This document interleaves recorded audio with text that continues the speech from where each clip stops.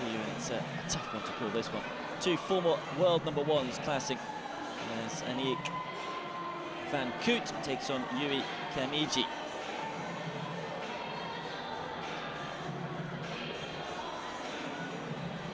Very hot day in Rio. Certainly a day for the sunglasses and the sunscreen. There's a fair amount of wind as well around these around the grounds. It's been affecting play a little, but in fact it's quite nice that there is that breeze, particularly for the fans here on centre court, because it is that hot. If there wasn't any breeze, then it would be almost unbearable to even sit and watch tennis. The heat wall is in effect today.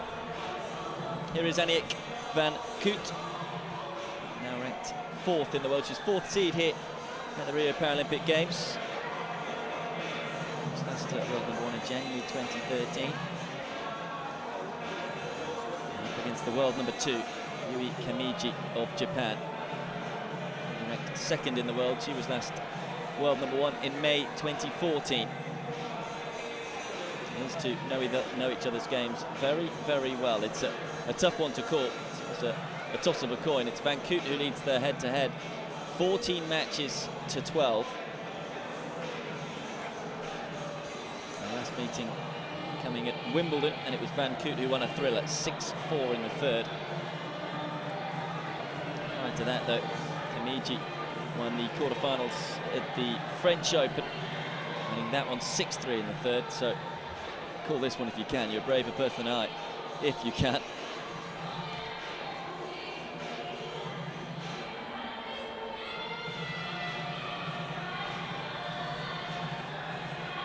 In terms of their Paralympic Games experiences in the past, van Koot is a 2-time silver medalist, won the silver in the singles and the doubles 4 years ago in London.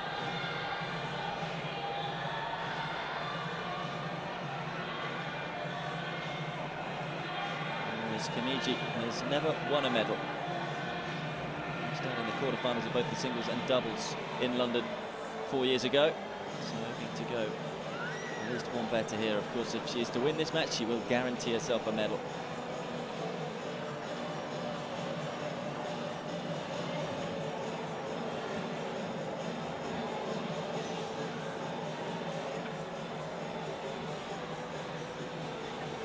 Koot, incidentally, will also definitely pick up a gold or a silver in Rio, because she's through to the final of the women's doubles event. Her partner Grifoyen, who is the top seed, incidentally, in the women's singles.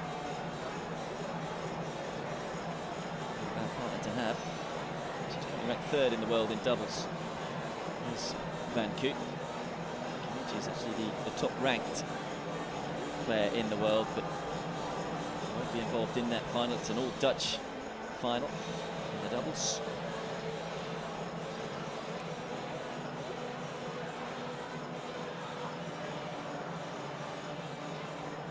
Kamiji, though, will have the opportunity to try and win a bronze medal in the doubles, losing out to De Groot and Buys, 7-5 in the third, after one defeat to Dutch opponents, hoping to avoid that today against van Koot. Any question? Yes? Okay. Let's. Hey. You see?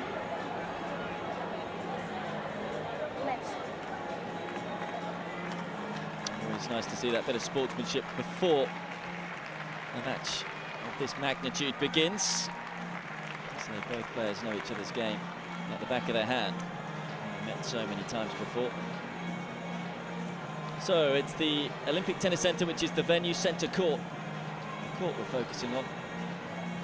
It is a women's singles semi-final between two former world #1s, Aniek van Koot and Kamiji, 4th seed up against the 2nd seed.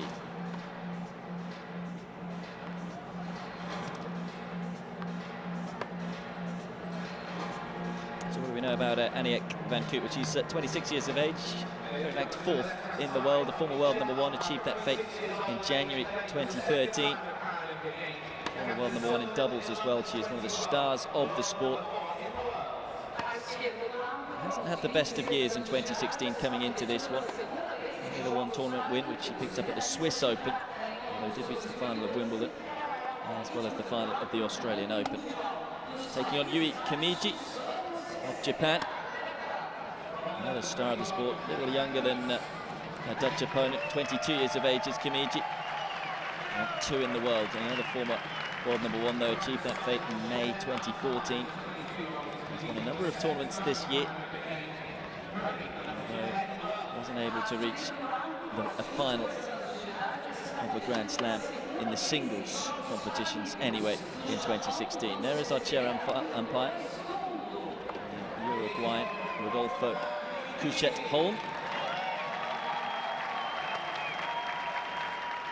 Look after this one, the umpires have been a little busy at these Paralympic Games because they've had to call the baseline.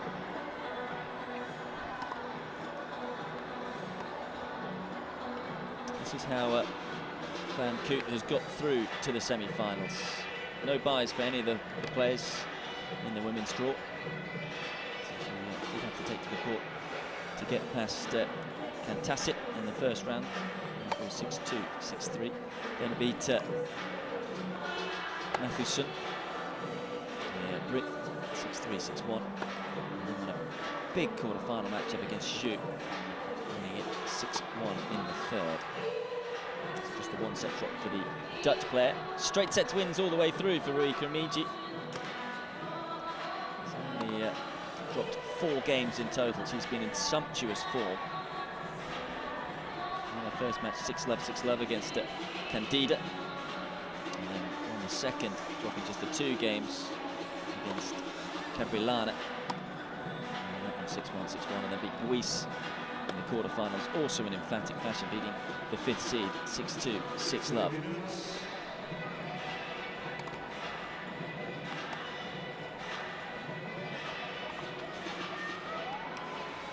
Into the head-to-head meetings where they've met a number of times in 2016 already, these two, 4 in total. It's 2 wins apiece. Koot won their semi-final match right at the start of the year at the Australian Open. It was Kamiji who won the Japanese Open. It was followed by a quarter-final win at the French Open for the Japanese player, winning that one 6-3 in the third. Before Van Koot got revenge at Wimbledon, also in the last 8, winning that one 6-4 in the third. Of course, the Dutch have dominated this event over the years. Esther Vergeer, probably the most famous wheelchair tennis player ever. He's picked up a number of medals throughout the years for the Netherlands. And they're looking good again this year. Of course, they've got Jisk Grifoyen, the top seed. In the other semi-final, taking on another Dutch player in Diede de Groot. So 3 Dutch players in the semi-finals. Yui Kamiji still battling for Japan and hoping to stop any of them claiming the gold. Some Japanese interest, incidentally, on this court. Just seen Kaneda, the Japanese 2-time defending champion, crash out of the tournament against Joachim Gerard. Following this one, Kaneda will be back on the court for some men's doubles action with Sider as they take on Hewitt and Reed. 2 powerhouses of wheelchair tennis. Japan versus the Netherlands. Yeah, going back to Van Koot's year, as I say, he was a finalist in both the Australian Open and in Wimbledon. Came out on the losing side though in both of those finals. She's got 3 Grand Slam, in fact 2 Grand Slam titles, singles titles to her name. In 2013, the Australian Open and the US Open. Just the 1 tournament window this year at the Swiss Open. Did finish runner-up at the Belgian Open and as well as the Cajun Classic. Pretty consistent in going deep in the tournaments on the World Tour. Kamiji, meanwhile, has 4 tournament wins to her name. This one coming at the BNP Paribas Open de France. was semi-finalist at the French Open, but hasn't quite performed in the bigger tournaments this year.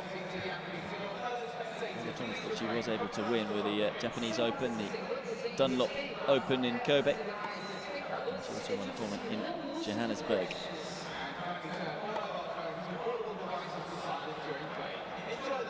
So she's had more match wins than her opponent throughout 2016, but there is so little to separate these two. In terms of Paralympic Games experience, it is Van Koot who has 2 silvers, as I say. Both of them coming 4 years ago in London, in the singles and in the doubles. Whereas Kamiji was knocked out in both the quarterfinals of the singles and the doubles in London. Kamiji also has got slam titles to her name, won the 2014 French Open title in singles and won the US Open title in 2015 in the singles as well. I should say in 2014. Players just about ready then.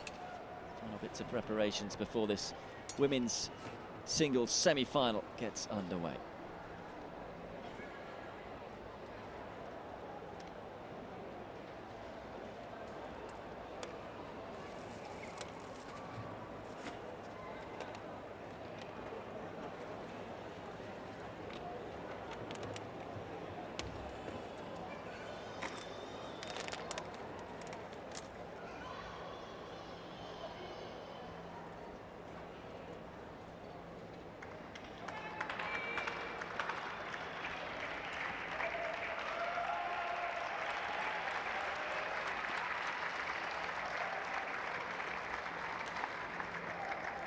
First set, Aniek to serve.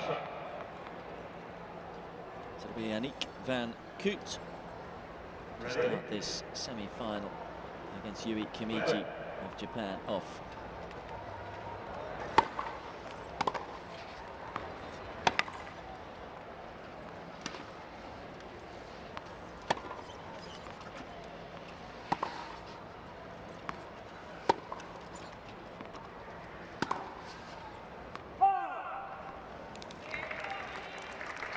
The only difference in wheelchair tennis compared to able-bodied tennis is the fact that the players are allowed 2 bounces.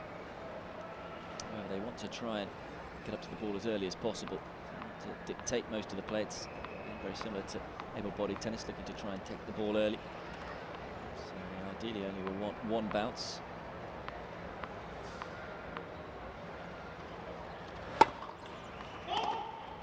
About momentum as well into the ball, which is why you'll see Kamiji on the return here, just manoeuvring around, wheeling into the shot, and looking to time it right.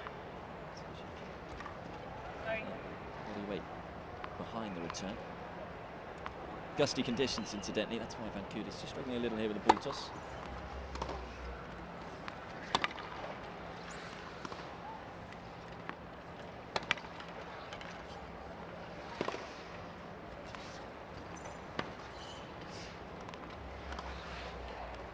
The wind has actually died down a little from what it was a couple of hours ago. Heat rule is in effect, so there will be long breaks after each set. I really wouldn't be too surprised if this one did go the distance.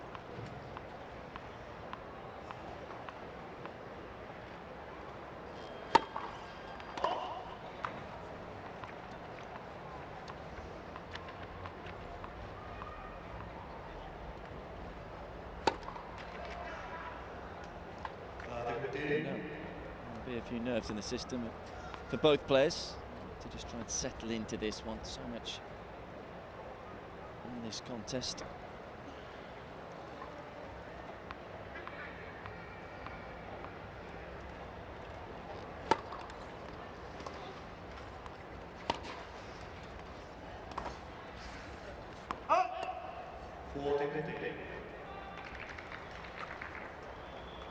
He'd just like to slice the backhand, and I'm sure Kamiji would have been practicing with her coach in terms of how to deal with that ball.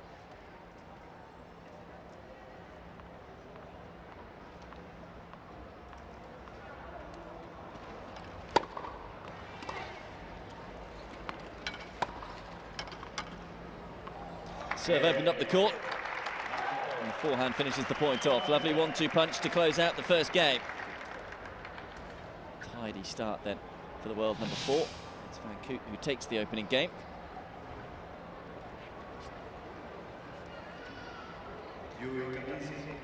Just on the side of the ball, using the chair to pivot, to get the weight behind the ball too, generating a fine angle.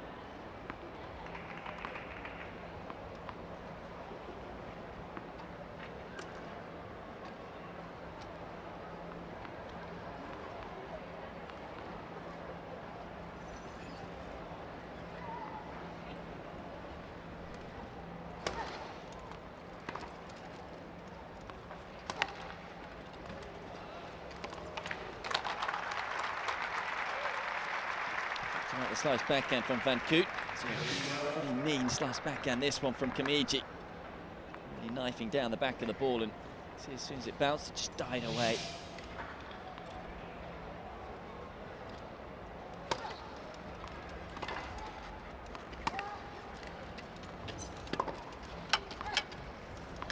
Coolly done.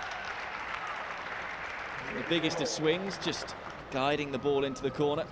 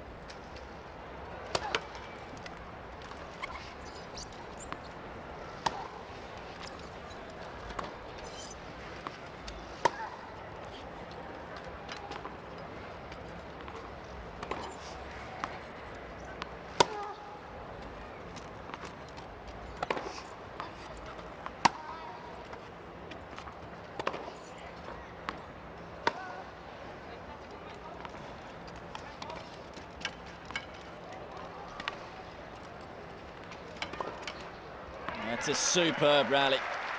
Wonderful point construction from Van Koot. Opening up the court with a slice backhand on the angle. There's just too much ground to cover for Kamiji.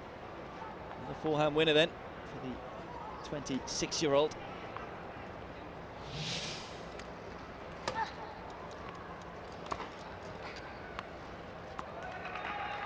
Kamiji thinks that one is long.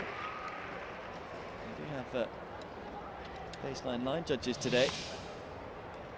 First time in the games. It wasn't the shot that she was complaining about.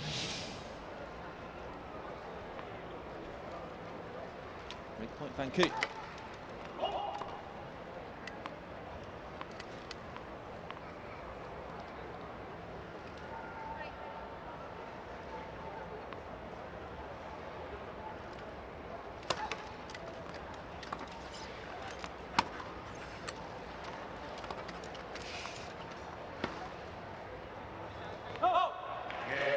Struggling at the moment to deal with the slice backhand from Van Koot. Here's Kamiji, and it is the Dutch player and world number 4 who breaks early in this opening set and opens up a 2-love lead.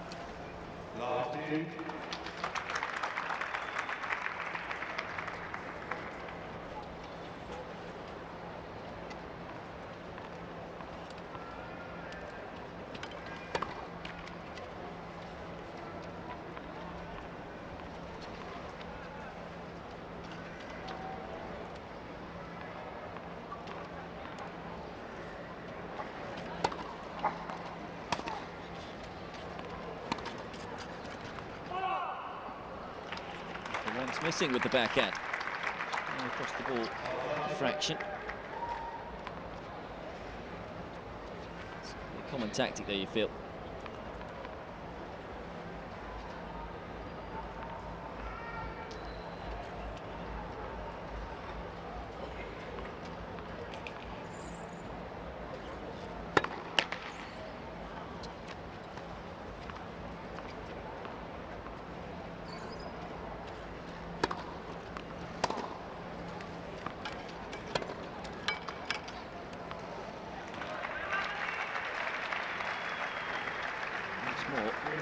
Cross-court forehand doing the damage. Using the chair to pivot and just generate that angle.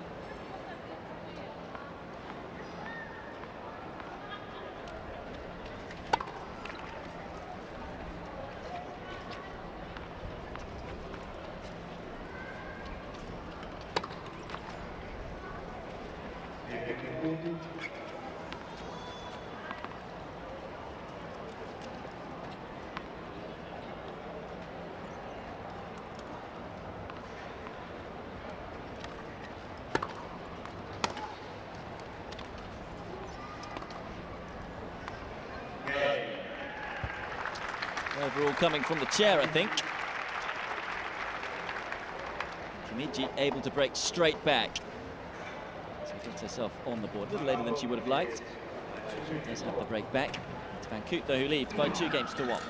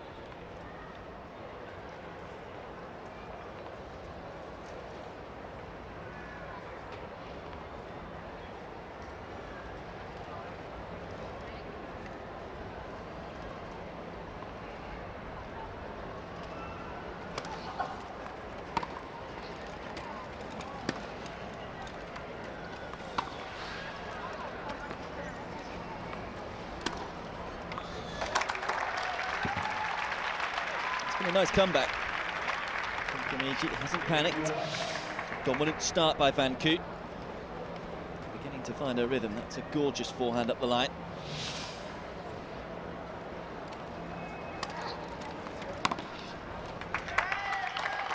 That's a clever serve as well, really cutting around the side of the ball.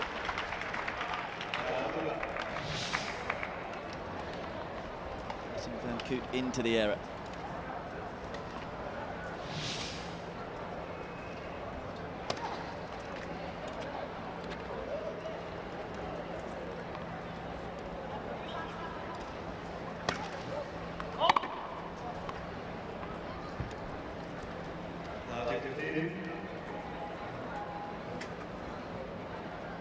First double fault for Kamiji.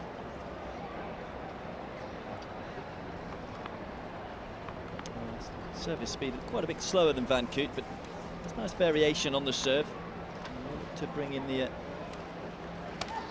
slice quite a bit. If you're wondering why this match looks a little unusual, it's because both players are left-handed.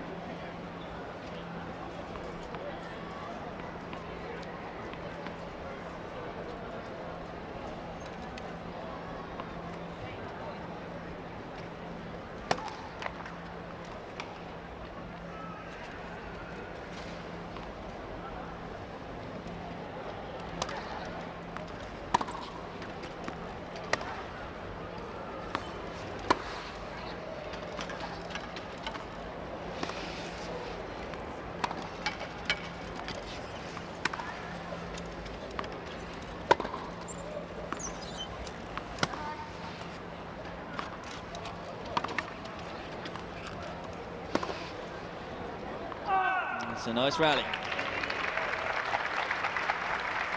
Good job of staying in the point early on there, Van Koot. We're about to see our third break of serve out of the first 4 games.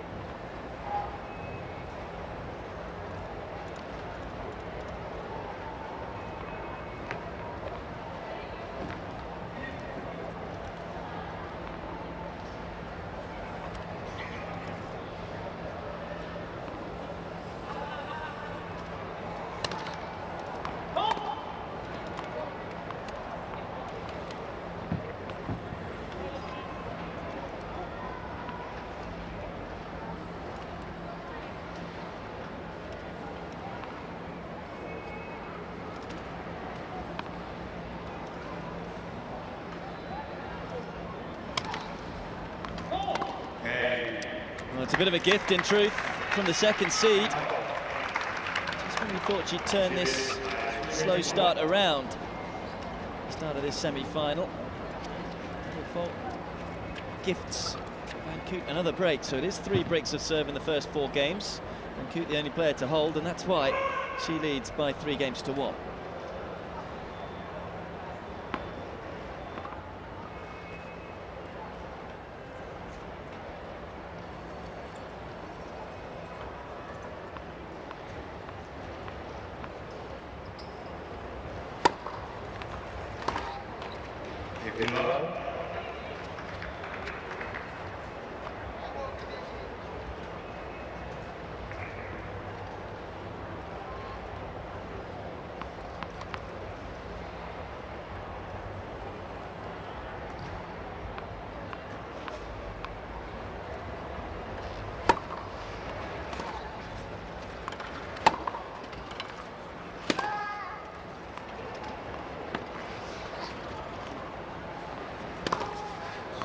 That's beautifully played.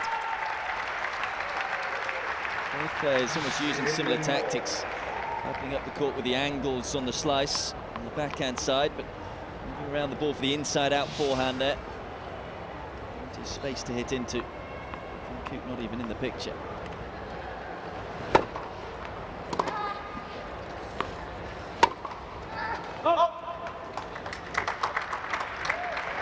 Is able to get good early strikes in off the return, and servers at the moment being really pressurised.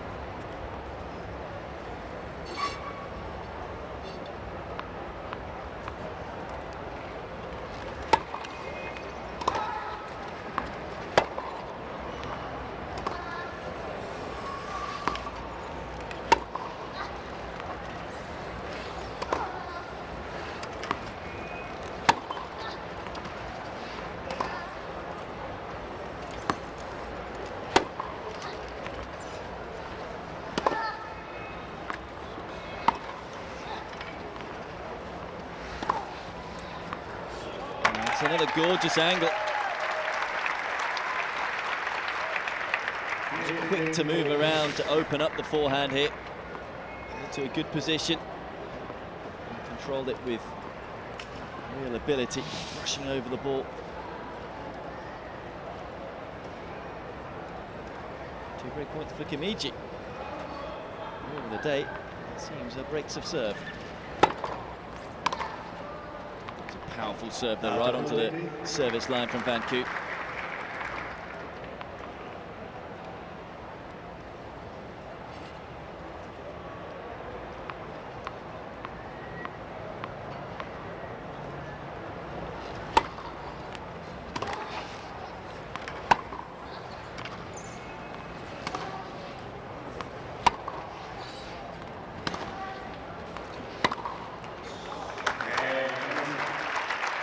Yet another break of serve. Second seed continuing to fight in this first set. 4 breaks of serve in a row then. It's Van Koot though who leads by 3 games to 2.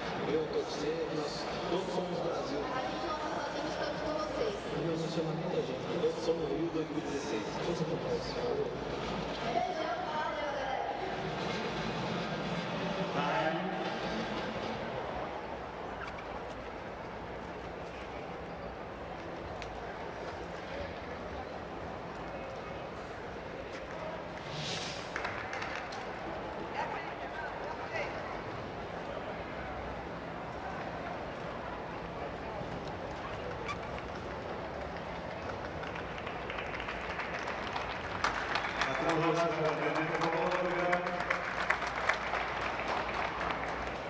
of Japanese support for Kamiji, as I say. Daytime session featuring 3 Japanese players, people. I said 4 actually, because it's a doubles match that follows this one.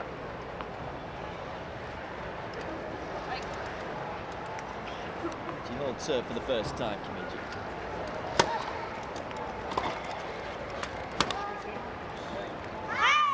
Just bent wide at the last second. So he doesn't hold the most powerful of serves, Kamiji. To get moving after playing the serve.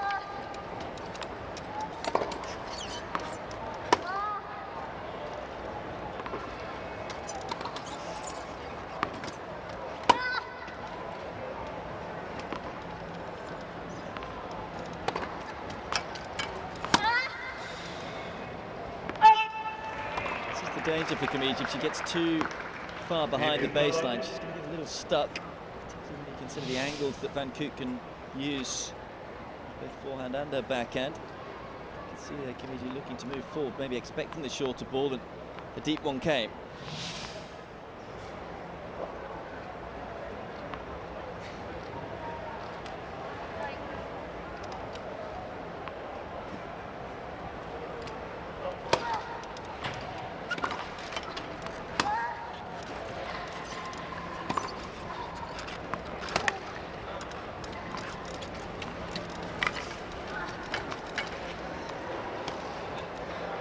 Made it.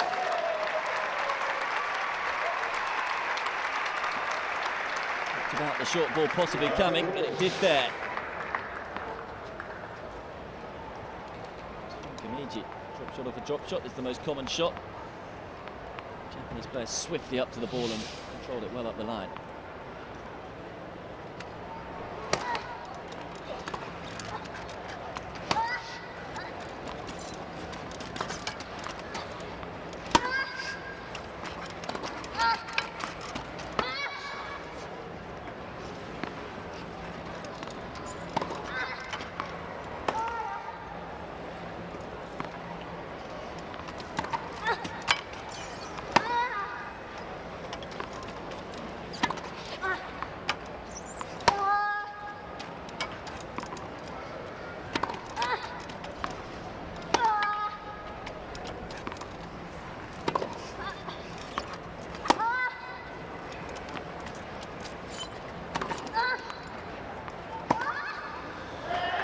Van Koot being patient. Again, it's the Dutch player who is dominating the rallies.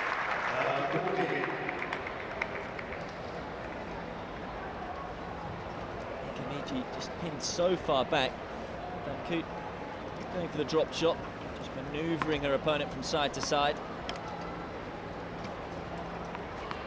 Once more, it's another break point.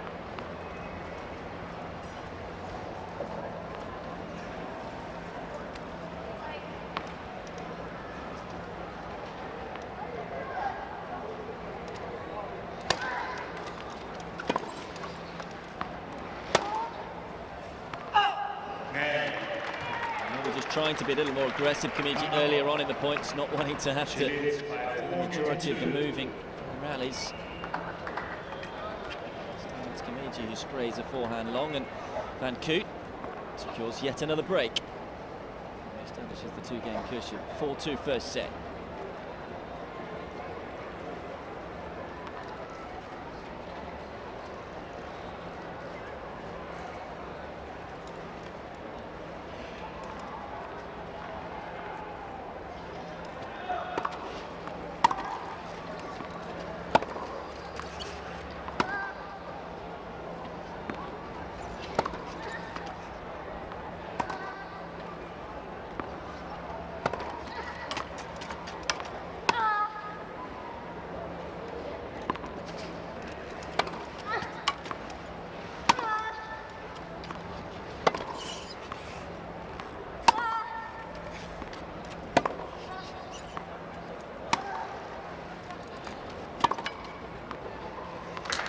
that glittering forehand winner once more from Van Koot.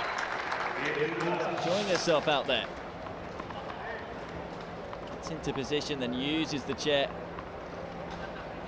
pivoting around, and no chance for Kamiji. Really doing enough to unsettle her opponent, you feel, in these rallies. Looking a little comfortable for the 26-year-old Dutch player.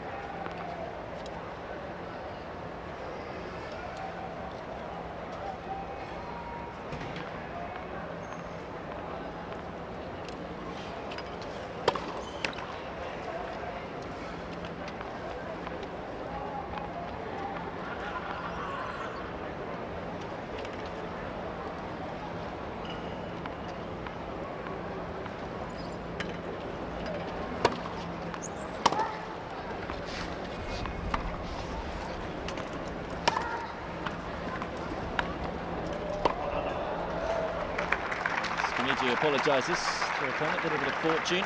Needs it at the moment, just the second seed.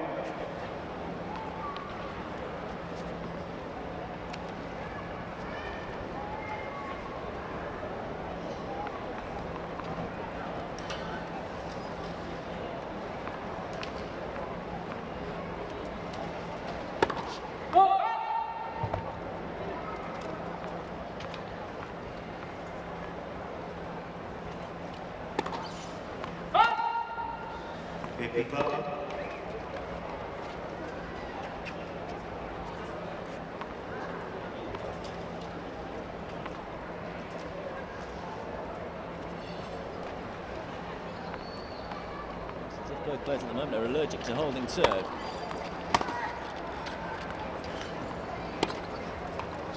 An error from the server, this time Van Koot with the backhand into the net.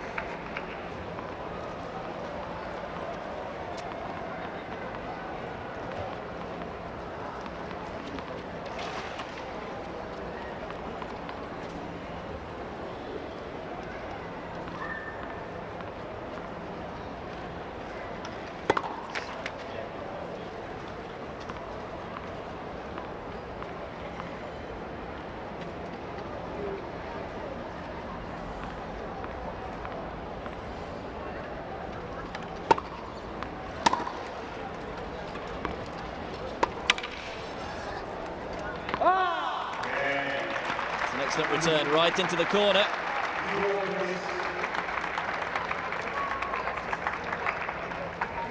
Sixth break of serve in a row. Kamiji, though, still trailing 4-3.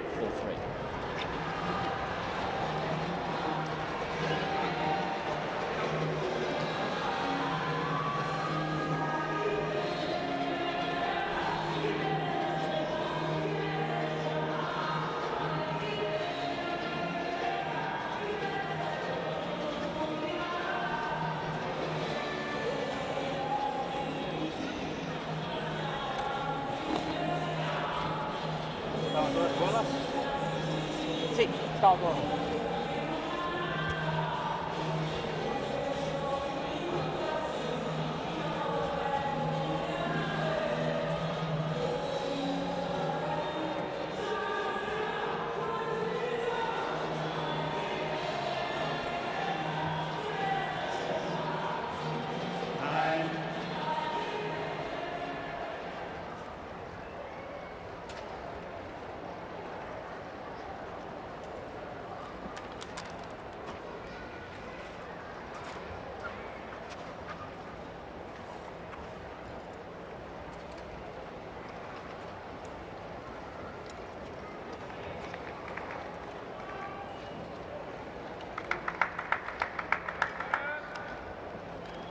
Sentar-se, por favor.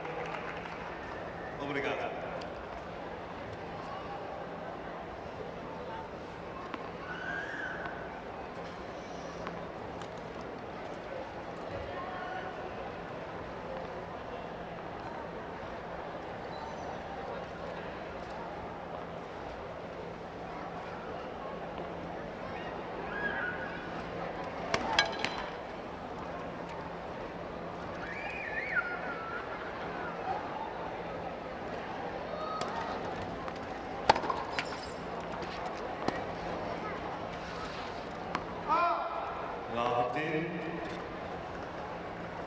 Just to find a way of somehow holding serve in this set, Kamiji. Otherwise, she isn't going to win it.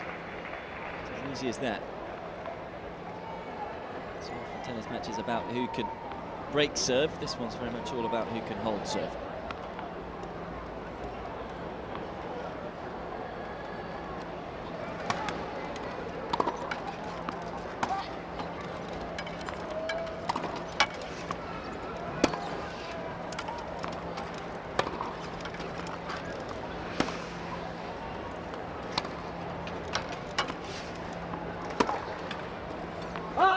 Didn't miss by much. The angle to work with. Didn't have a lot of pace on the ball though to work with.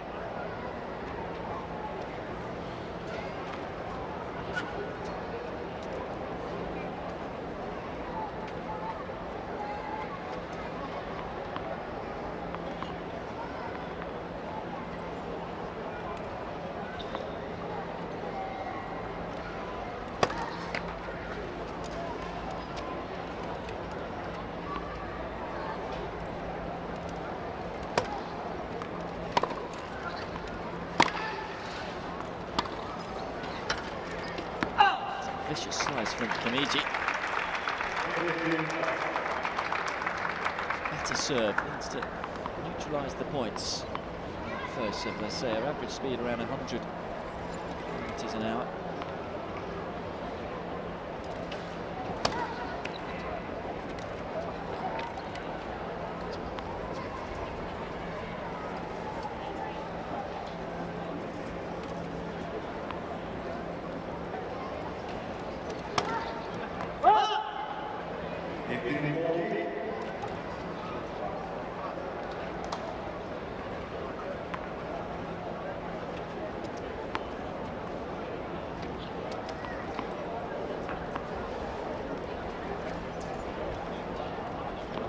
Avoid sounding like a stuck record, but more break points.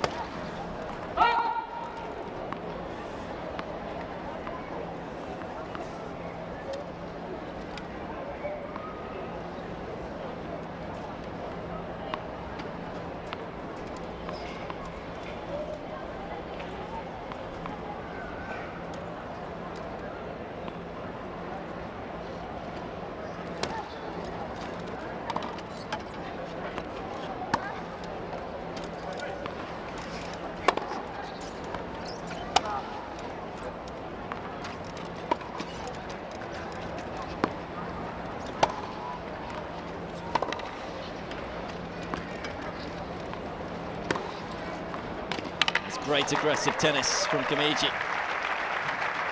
Taking the forehands early and winding up big on them.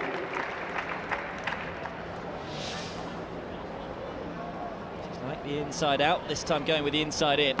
Had to be a winner because she was left exposed otherwise.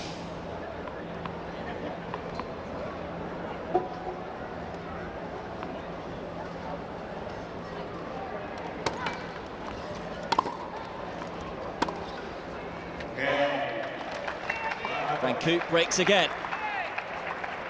And will now serve for the opening set. Still hasn't found the right formula, Kamiji, to hold serve.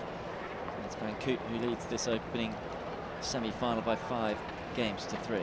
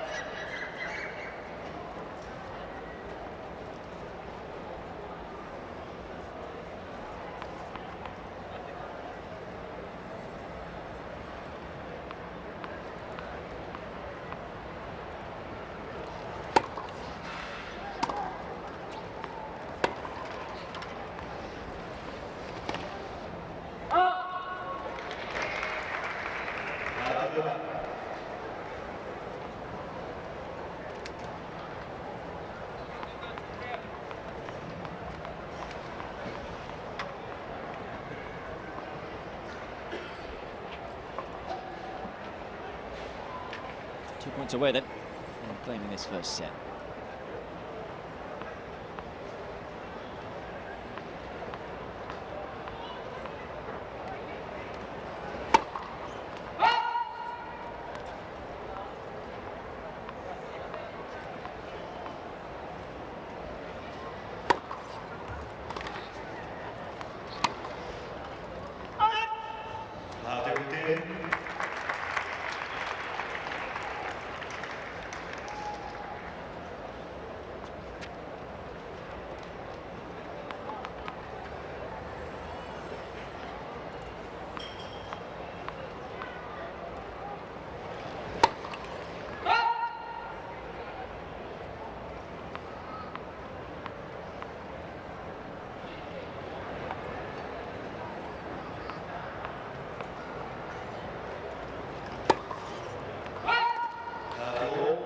Slap of frustration there.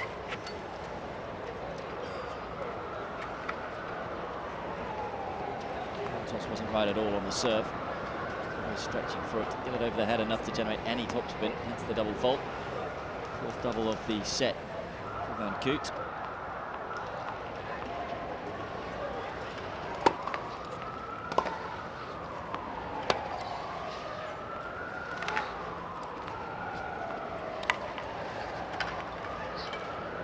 Oh, that's magnificent. Magical angle drop shot on the backhand side for Van Koot. Nice way to bounce back after missing the second serve in the previous point. Kamiji for once unable to get there, and it's a set point now for the world number 4.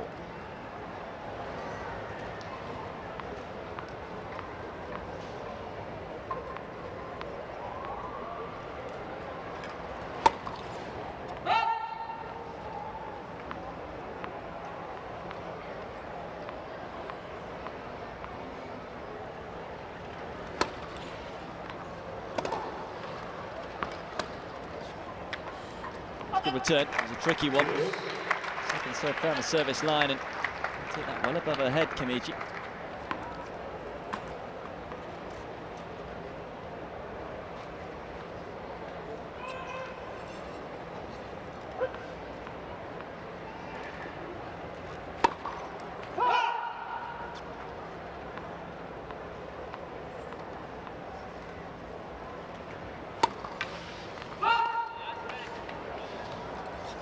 To the other double fault in this game. Second serve well out the back of the box. Just lacking the topspin. And a point for Kamiji to stay alive in this opening set. What a serve that is. He's struggling with the serve in this game. Not on that occasion. First ace of the match for either player.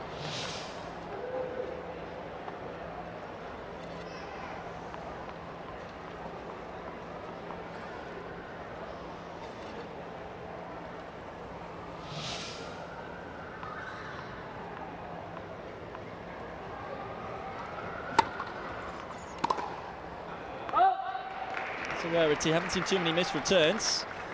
Like it was in the hitting zone as well for Kamiji. And with that miss, it gives Van Koot another set point.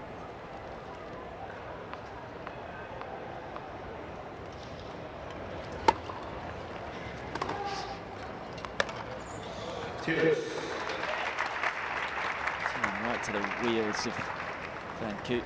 Very difficult for her to manoeuvre herself around that ball.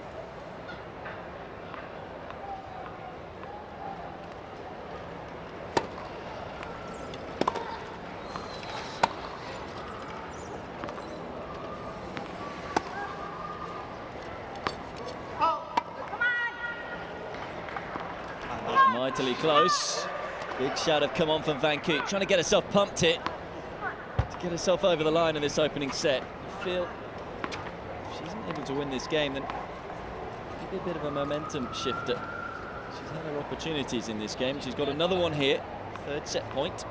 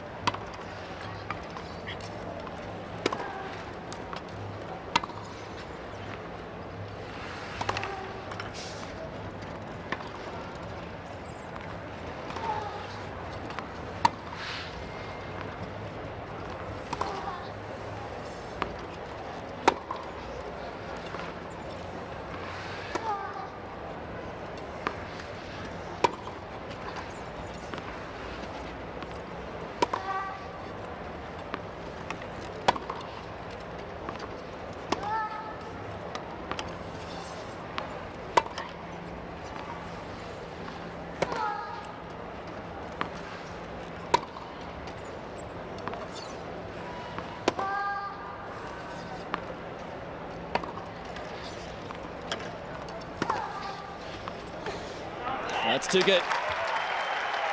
Had to be patient, Kamiji. She was on top of the rally early on, but good defensive skills from Van Koot. Able to neutralise the point, but first real short ball from Van Koot, pounced on by Kamiji. Got herself some momentum into the ball. And brushing over the top of it. Saves a third set point.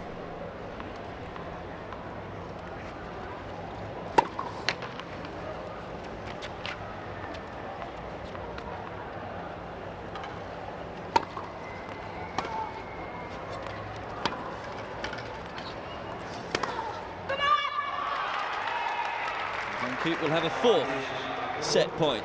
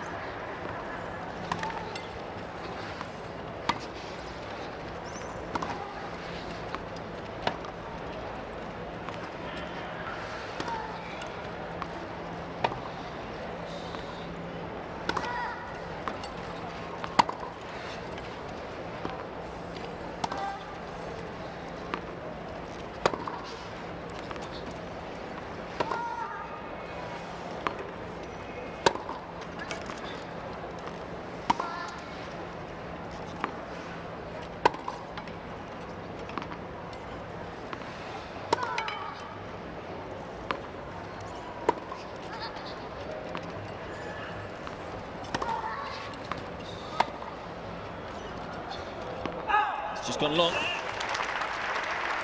Seems whenever Kamiji is set point down, she's able to raise her game.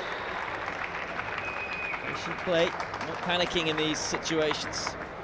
She has so much experience at the top level now, even though she's still only 22.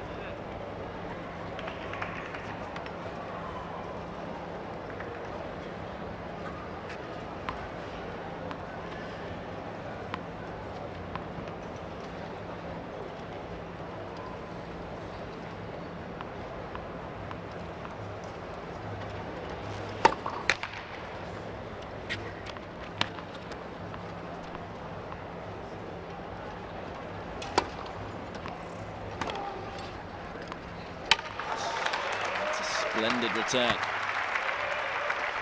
Having saved 4 set points, Kamiji with a break point to keep herself going in this opening set.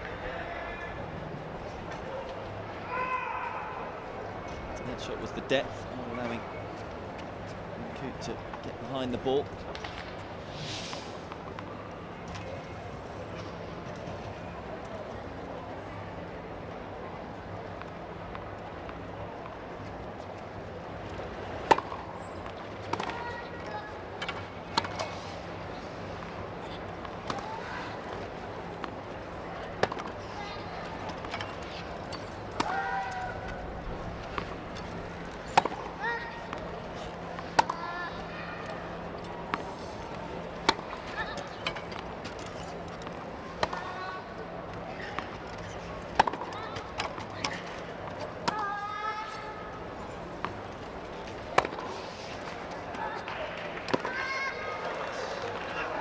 Just couldn't keep herself in the rally. And this ding-dong battle of the 9th game continued to meander one way then the other.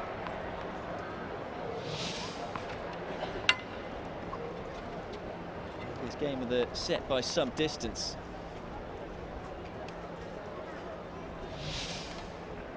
Even though we've seen a couple of really long rallies, the player who's tended to win them is the player who's got on top of them early.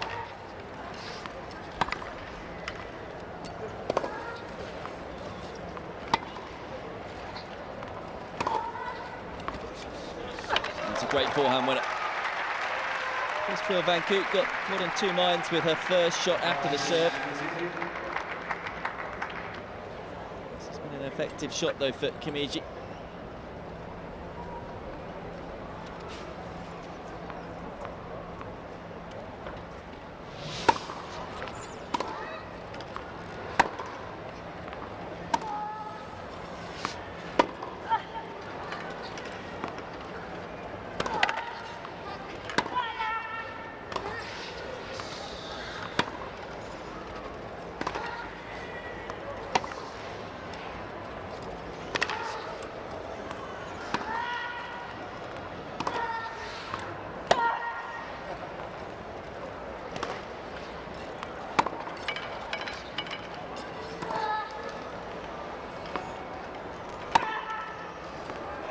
Oh, wonderful tennis.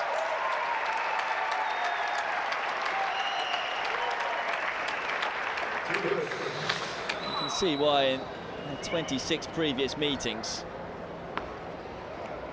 Van Koot has won 14, Kamiji has won 12. There is so little to separate these two. They know each other's games so well. Rallies are getting longer, games are getting longer. It's a fascinating match, this semi-final.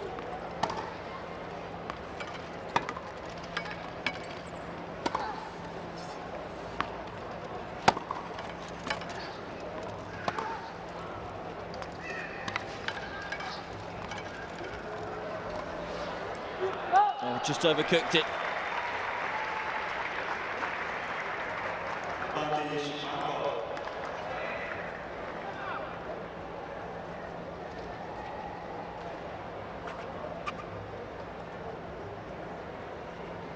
Fifth set point for Van Koot.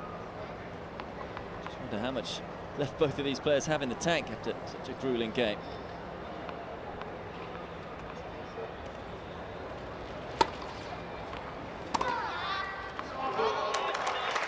That'll help Kamiji. A nice short point to save a fifth set point. It wasn't the best placed, right onto the sweet spot of the forehand for the Japanese player. He's refusing to go away in this opening set. I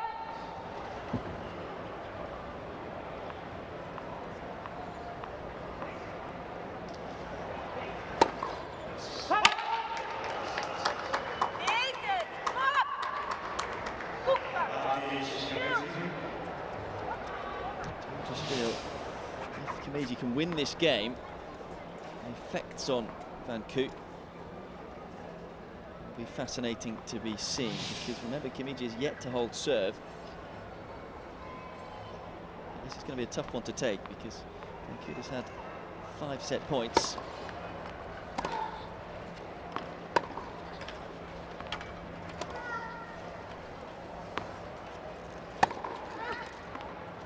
Oh. It seems whoever is trailing in the game plays the best tennis. Back to juice we go once more. Another sublime forehand into the corner.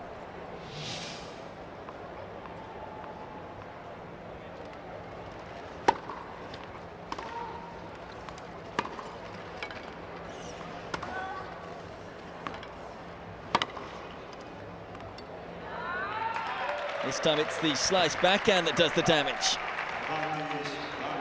Will it be 6th time lucky for Van Koot? Very tough to pick which way Van Koot was going to go there. Kamiji was anticipating the cross-court shot.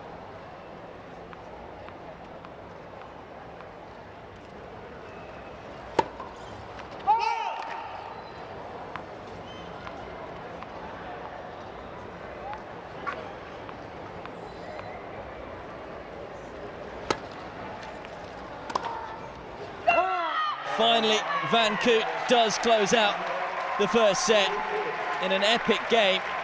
It is the Dutch player who comes through it and secures the opening set by 6-3 in 50 minutes.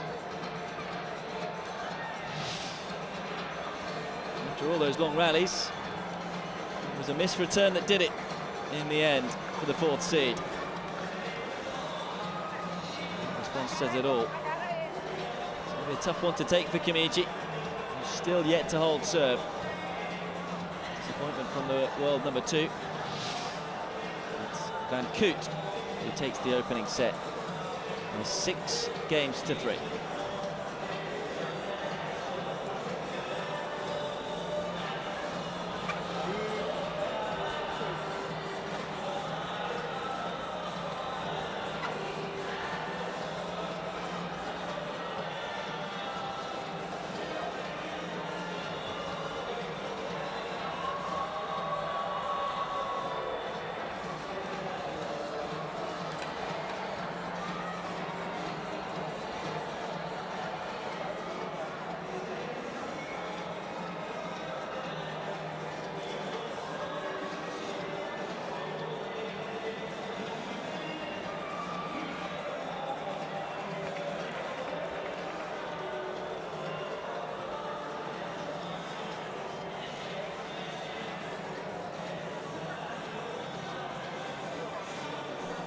These are the first set statistics. It's a tight first set. It was Kamiji who hit more winners and also hit more unforced errors. I'm really surprised by the fact it was Kamiji who's hit more winners in that one, possibly to do with the last game. Because up until that last game, it was Van Koot who was doing a better job of opening up the court with a slice backhand and using a forehand. Kamiji's forehand has also been decent. 6 double faults for Van Koot, though, which I want to correct that in the second set. But it is the Dutch player who leads by a set to love.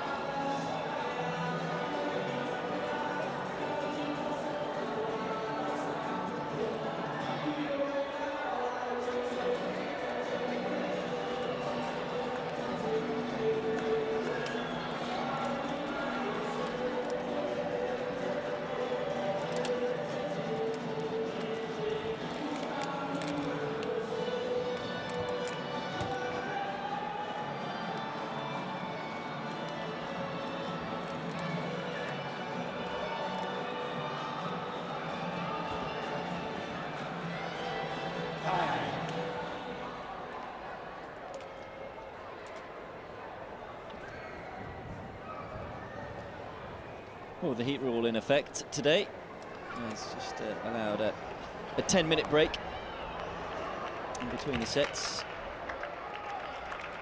Both players going off to change some clothes.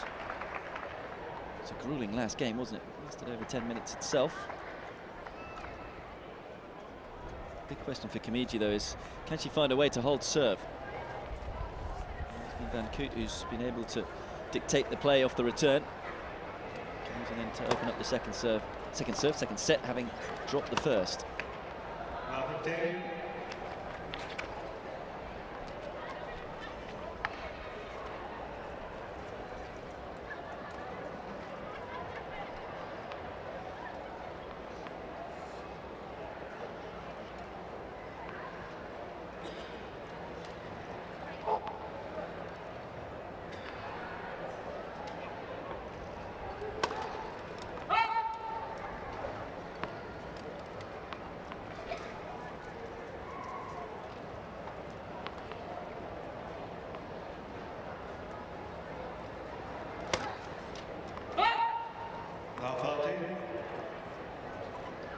Again, maybe the return Kamiji fears just causing her to hit that double fault. Maybe needs to be a little more aggressive somehow with both first and second serve.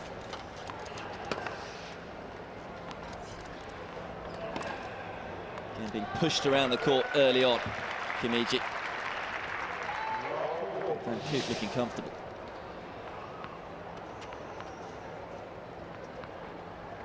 Beautifully constructed slice backhand.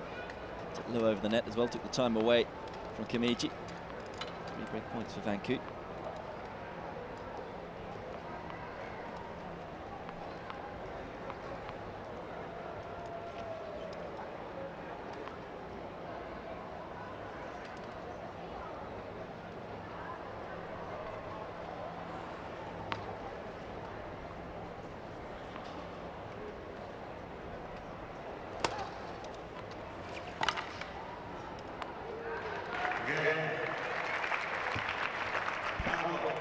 It's the same sort of story from what we saw in the first set. Kamiji still yet to hold serve. Van Koot breaks once more and leads by a game to love. Just a reminder that the winner of this match plays the winner of the match between Griffoyen and De Groot. So at the moment, it's looking pretty good for an all-Dutch final. Kamiji, though, will want to have a say about that in the next hour or so in this one. 3 games in a row, though, for Van Koot. Looking to continue that run here. Although he's been struggling with the ball toss.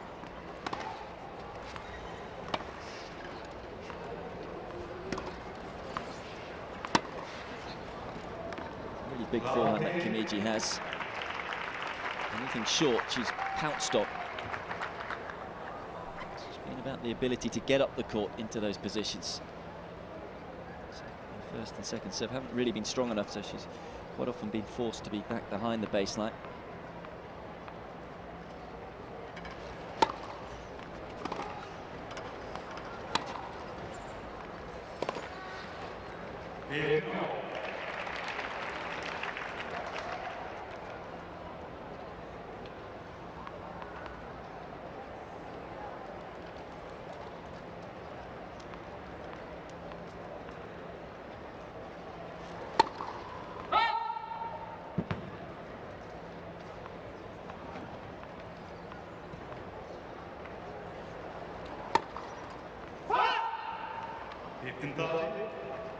Six double faults in the first set, and the issue continuing early on in the second set for Van Koot. So he doesn't throw the ball too far behind her head, so it doesn't get that much topspin on it, which means it can be a little tough to control. Getting it to land within the box.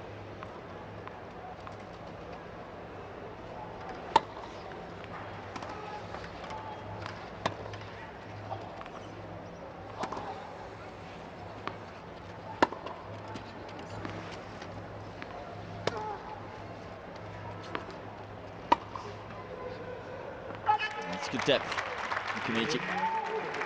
Some awkward ball for Van Koot.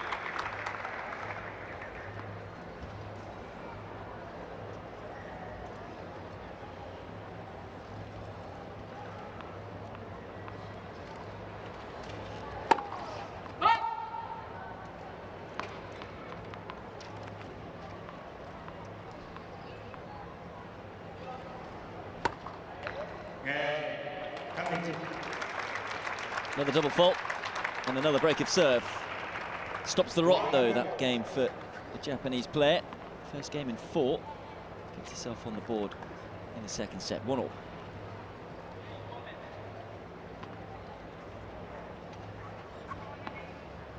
she looked to do differently this occasion. You just wonder whether she could change her positioning maybe on the serve. Has to look at changing something here. As I say, still yet to hold serve. And in truth, hasn't really been close to.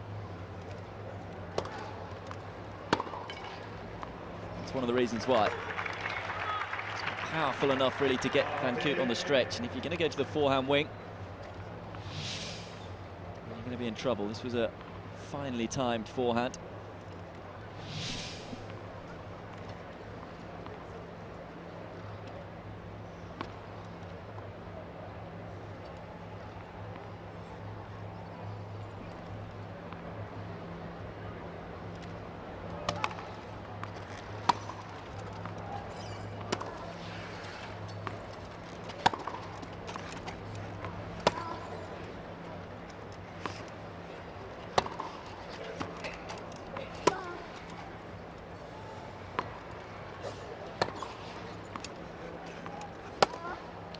Didn't get a positioning right at all for that backhand.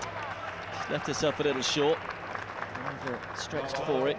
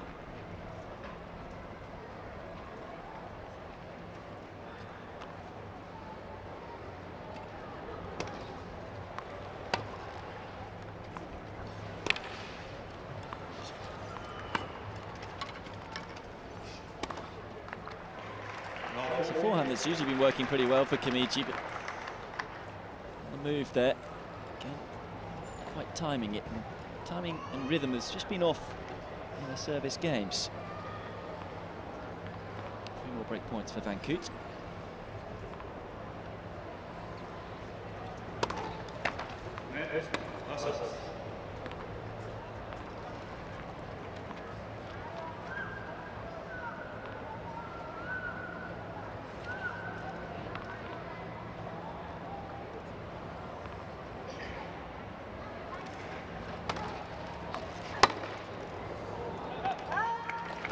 A rare cheap point, the serve for Kamiji.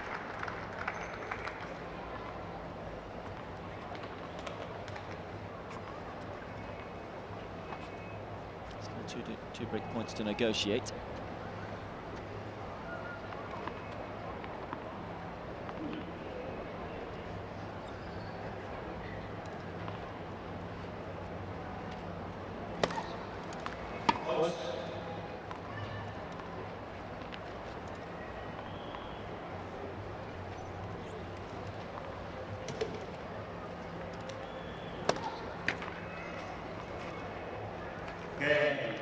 Double fault, gives the break once more to Van Koot. Still no joy on serve for Kamiji. And it's the Dutch player who's in front once more. 2-1 second set.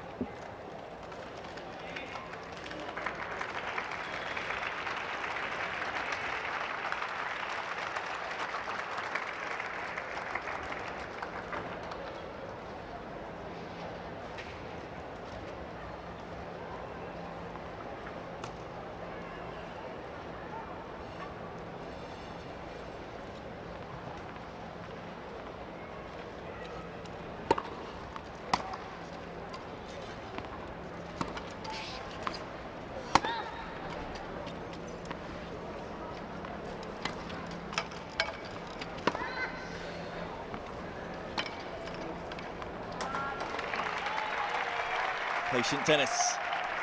And Koot didn't panic. And just manoeuvring the ball around the court, using the angles. No doubt about it, you feel Kamiji is certainly done more manoeuvring around the court than her opponent.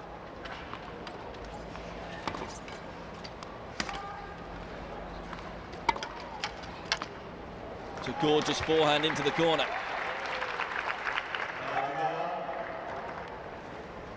Threatened to hold serve a lot more often than Kamiji. He's done so twice already in this match and is looking good again here at 30 love.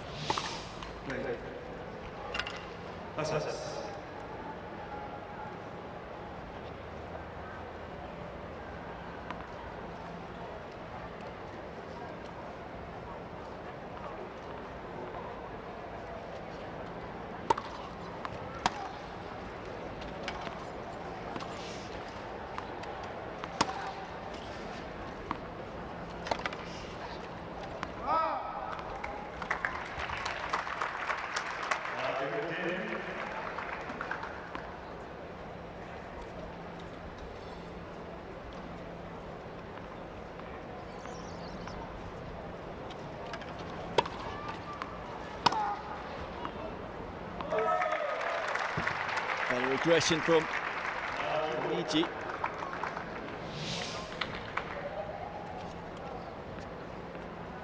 Dangerous spot here, but Koot was expecting the ball cross court.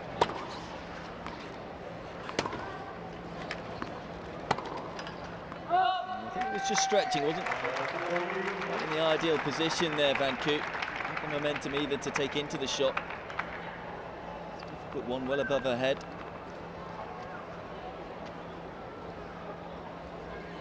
Great point for the second seed.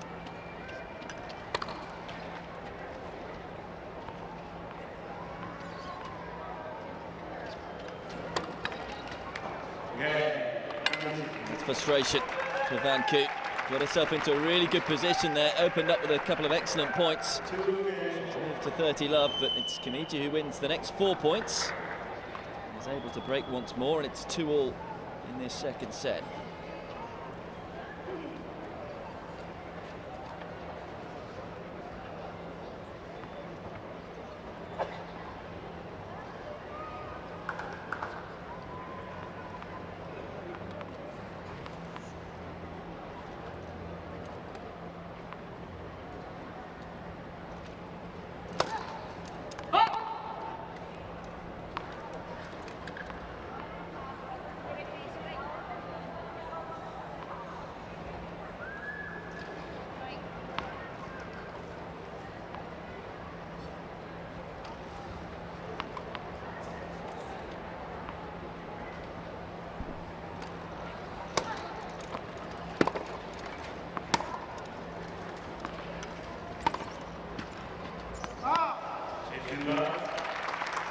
Points in a row here for Kamiji, and a bit of momentum for her, which hasn't been the case really throughout the entirety of this semi-final.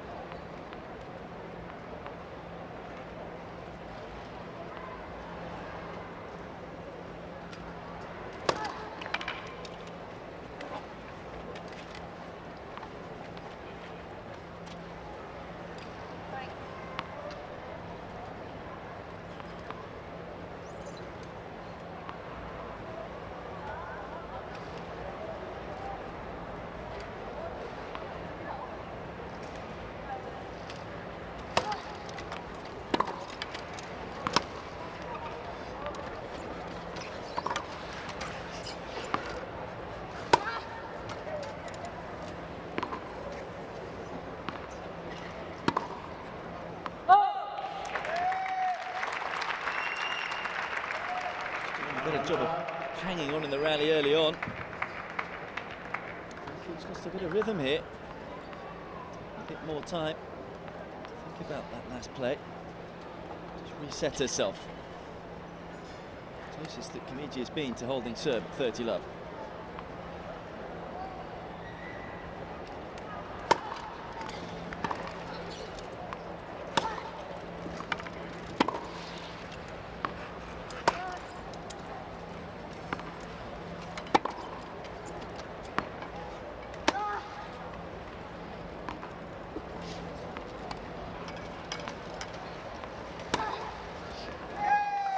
Didn't really do enough with the backhand, Van Koot. Kamiji just simply brushes the ball away. You can hear the Japanese fans here on centre court getting behind their player. The first time in the match, Kamiji has a game point on serve. Not just one game point, 3 of them.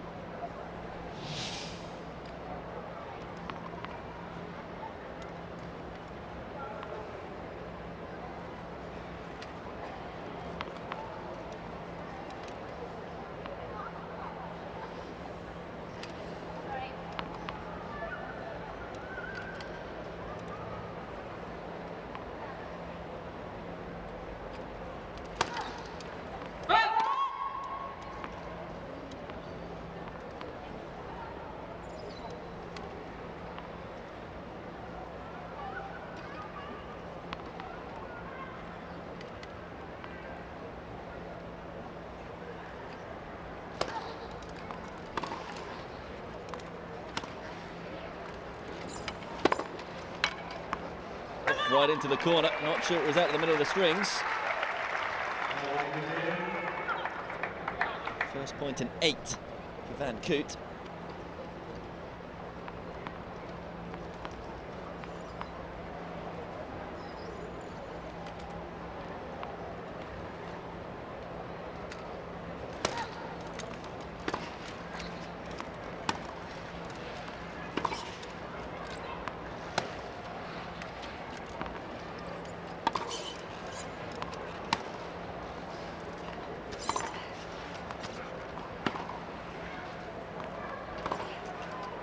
Made it. Had to be close to the line with the way that Kamiji was defending. Gutsy play once more from Van Koot.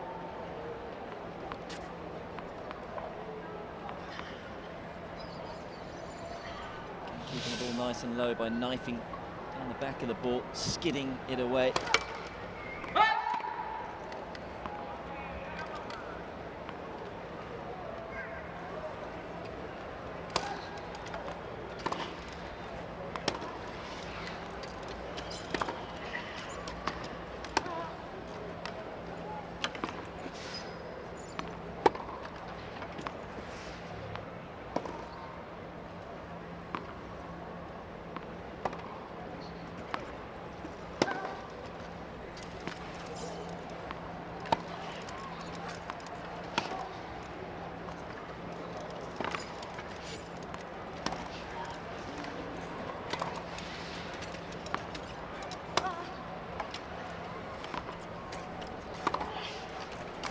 This one is wide. And for the first time in the match, Yui Kamiji is able to hold serve. And is that the turning point for the second seed? Kamiji in front in the second set now by 3 games to 2.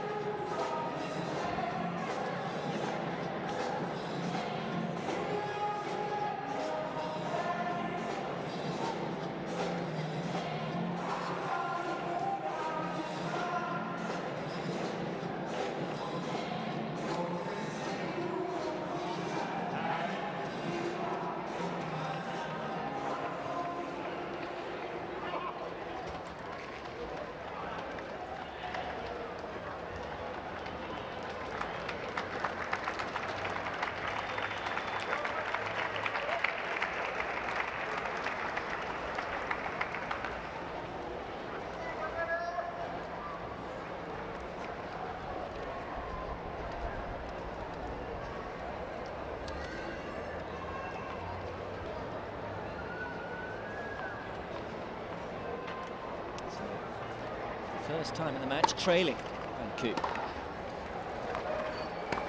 How will she react? That's not the best way to start.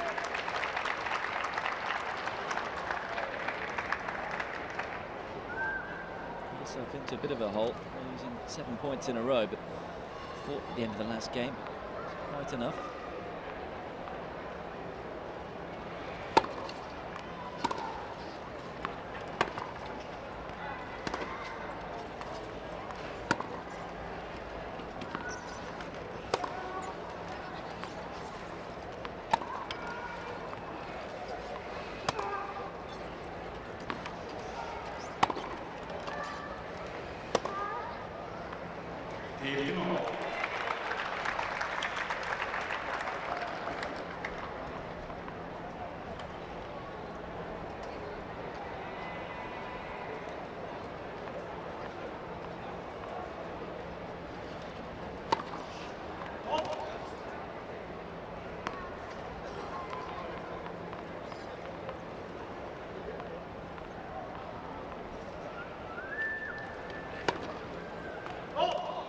It's going to be tough for Van Koot to hold serve if she continues to struggle with the second serve in particular. First serve percentage very high. Second set 71%, but look at those double faults. 4 in the second set already. This is only a third service game.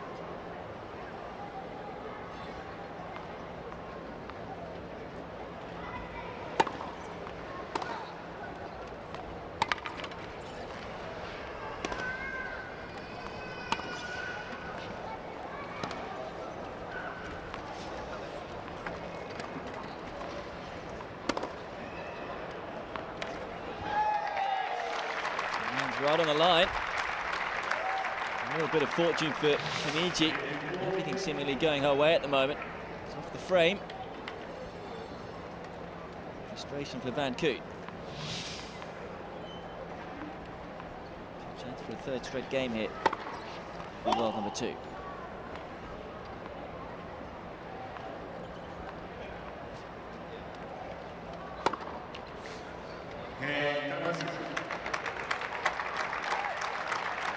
Fifth double fault.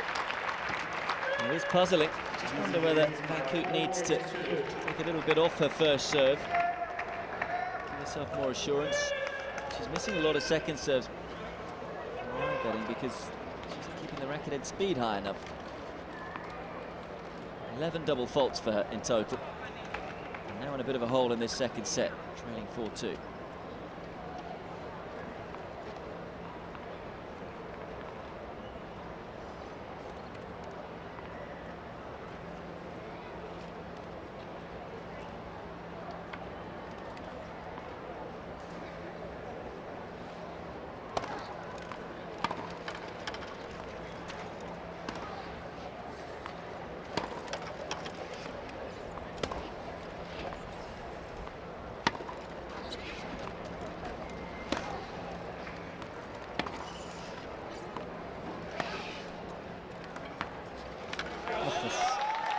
A bit of funky spin on it, didn't it? Van Koot didn't pick it.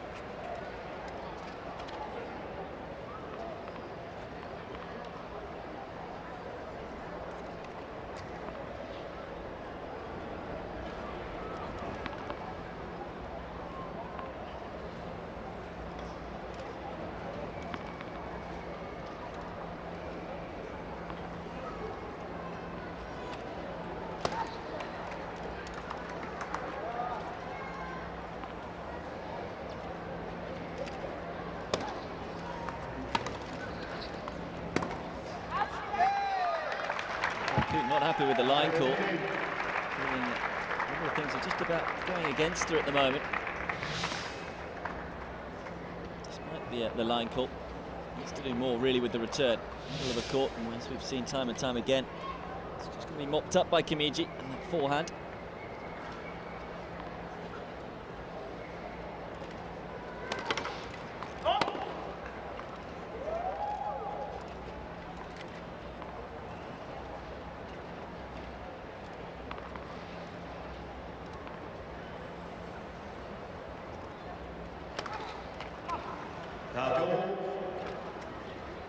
Struggling as much as Van Koot for the second set, but that is still a 6th double fault for Kamiji.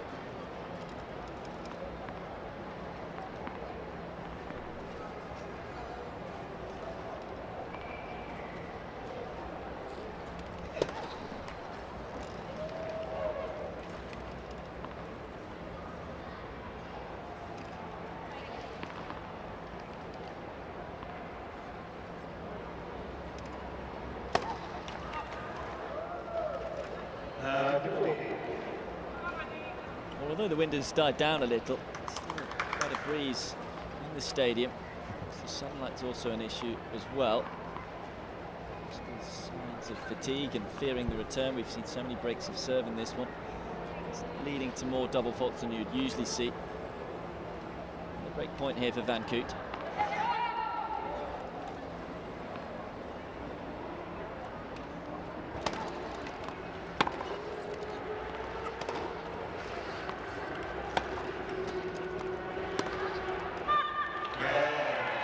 Stops the rock for now, Van Koot. Reduces the deficit to just the one game. A first game in 4 for the world number 4. But it is Kamiji who leads in the second set by 4 games to 3.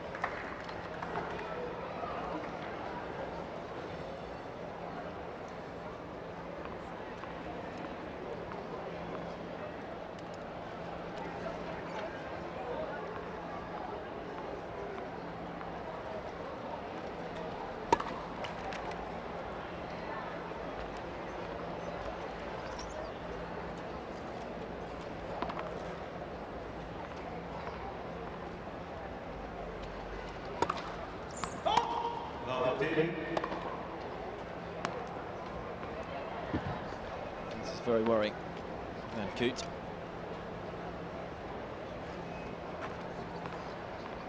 double faults in total. Needs to be corrected, otherwise he could be going the distance. Really struggling with the ball toss. This has been a match that's been all about who can hold serve, and of course Van Koot not giving herself even a chance of doing that. To get the ball in play time and time again. 13 double faults now, 7 in this second set. As I say, she's almost being too cautious with it. The rhythm and timing is completely gone.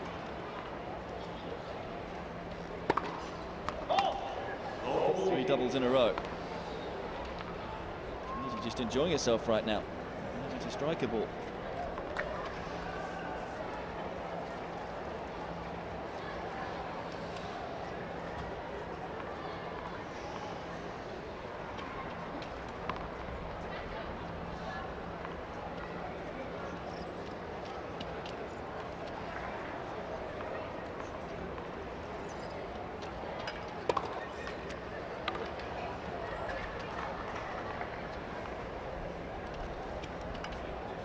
7 serves missed in a row. Still struggling with the ball toss.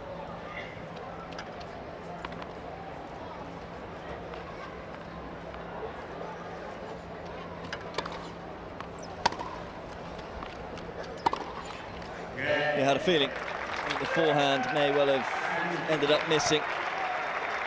They'd probably already given up on the game after missing 7 straight serves. Complete gift of a game from Van Koot. Kamiji, a game away from taking us to a 3rd set.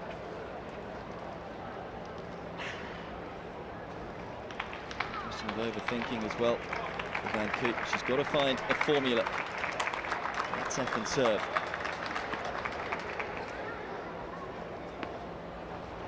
Really, to any serve, just get the ball in play. It's on the balance of play, really. She's had the better of it. Now serving to take the 2nd set at 5-3.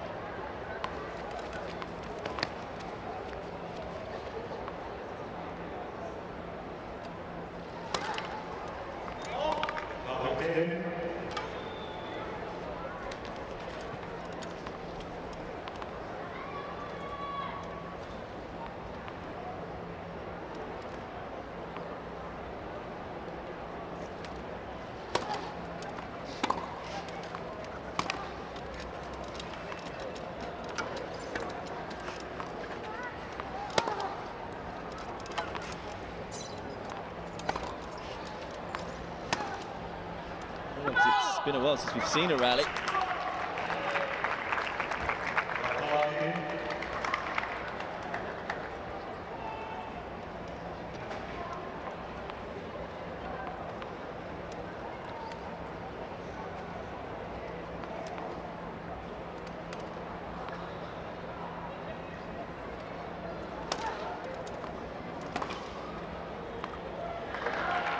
Super return, taking it early. Slicing it up the line, taking all the time away from Kamiji.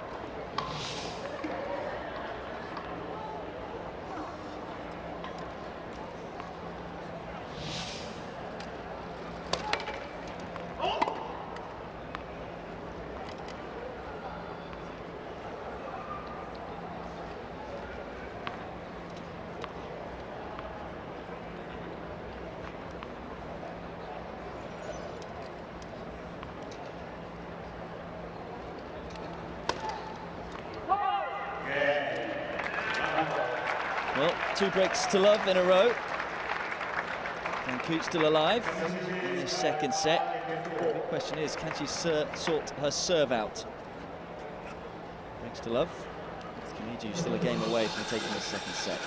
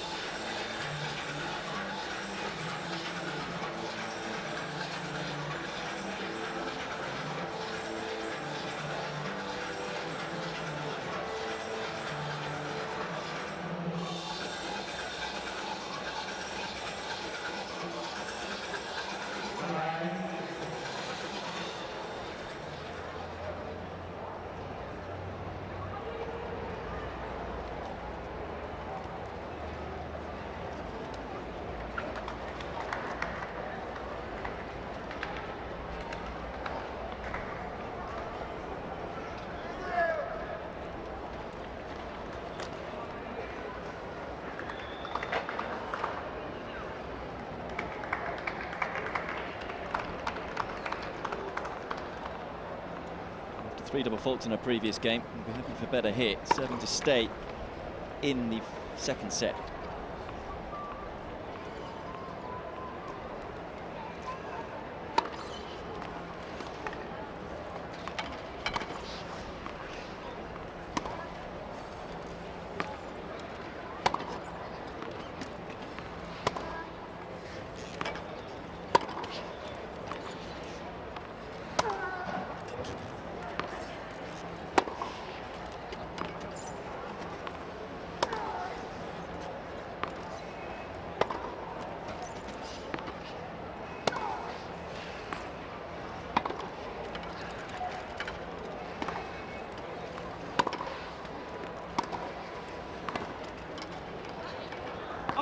just long.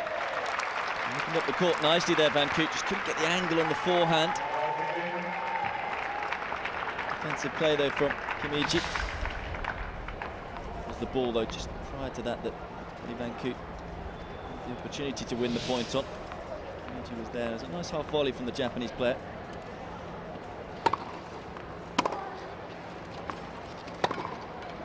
An issue with getting the serve in, but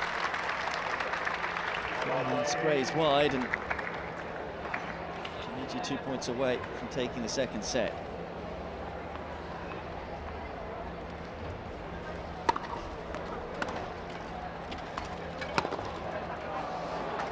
An effective return deep down the middle.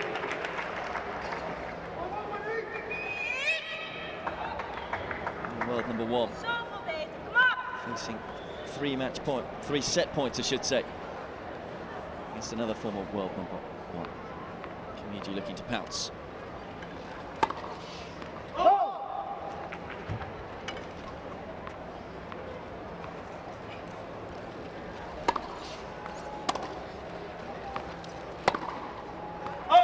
Just pushes the forehand long, and we are going the distance here on centre court. Kamiji takes the second set by 6 games to 4 in 49 minutes.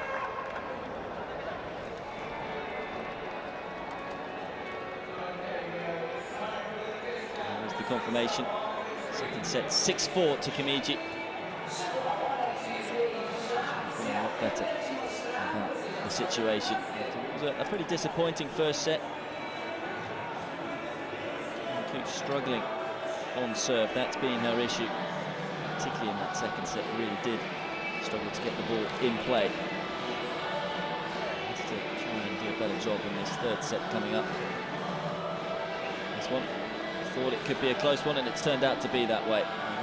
So many previous meetings, and Van Koot leads the head-to-head 14 matches to 12. So former world number 1s, 2 players who are at the very top of the game. Understandably, it is right in the balance.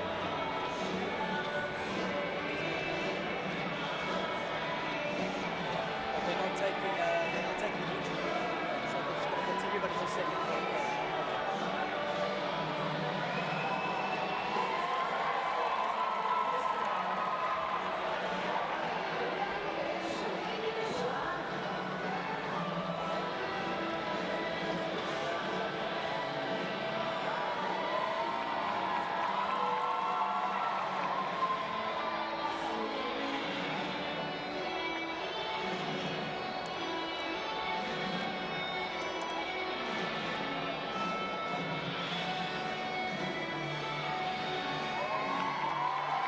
The second set statistics.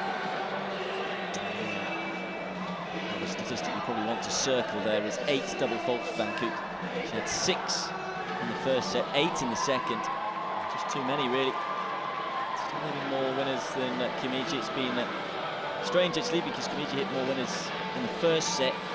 It lost it. Van Koot hit more winners in the second set, and he's also lost it. Whoever's the aggressor goes on to lose the set. It's a very, very tight match. This one. Tough to call. It's just going to come down to whoever deals with the pressure and the situation the best. It's a heat rule, so the players will have a 10-minute break now, and once they come back on the court, to talk you through it. It's the women's singles semi-final.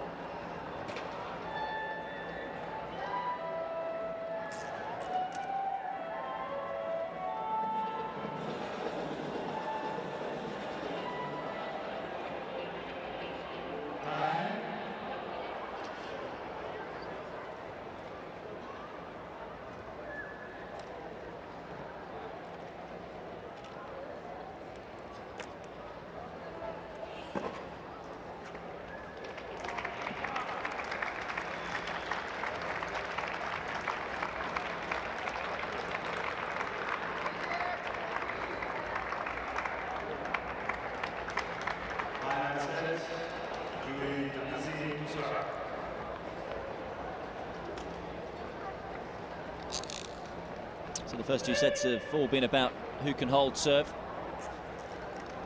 Expect something pretty similar in the decider. It will be the world number 2 and second seed here in Rio, Kamiji, to get this third set underway against Aniek Koot.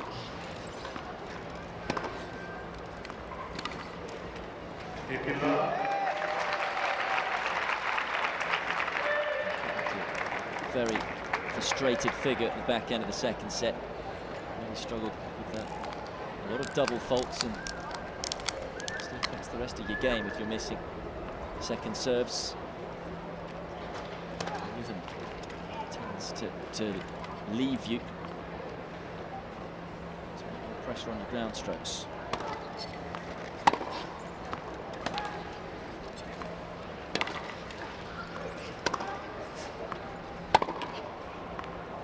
No pressure on that ground stroke though. Sumptuous forehand up the line.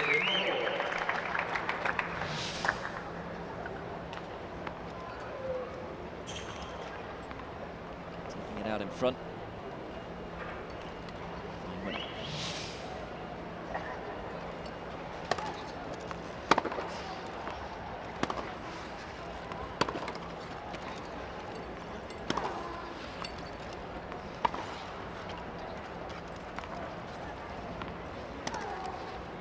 Oh, what a shot that is. That is some inside-out forehand. Into a great position. Didn't have a lot of momentum though, so couldn't generate too much power on the ball. Didn't need to. Exquisite angle.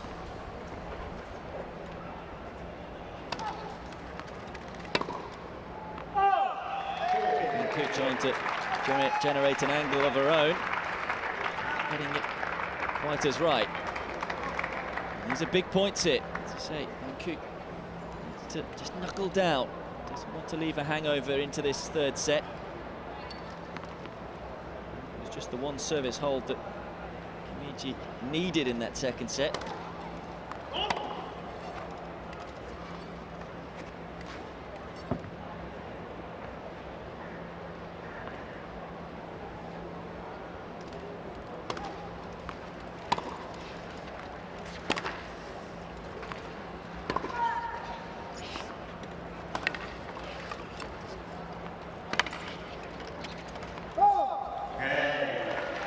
Kamiji holds for just the second time in this match. And how significant could that be? It's the world number 2 who moves in front for the first time by 1 game to love in the deciding set. The question is, can she back it up? A little bit more consistent of late than her opponent. There's many unforced errors. Her game's been a little tidier.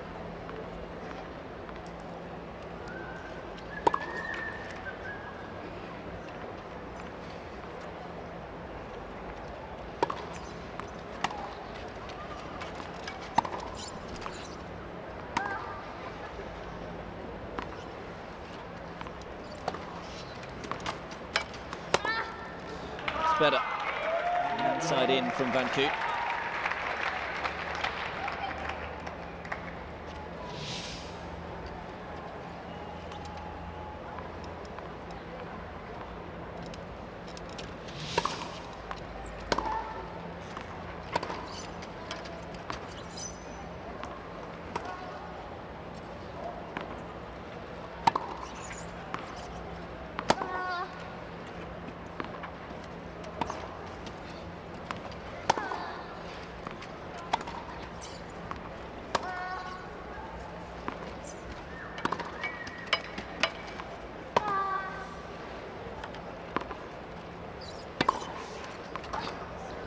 A wonderfully constructed point. Kamiji on the move early. One way then the other. Just took the ball a fraction later on purpose off that forehand side. Just watching where Kamiji moved. Going back in behind her.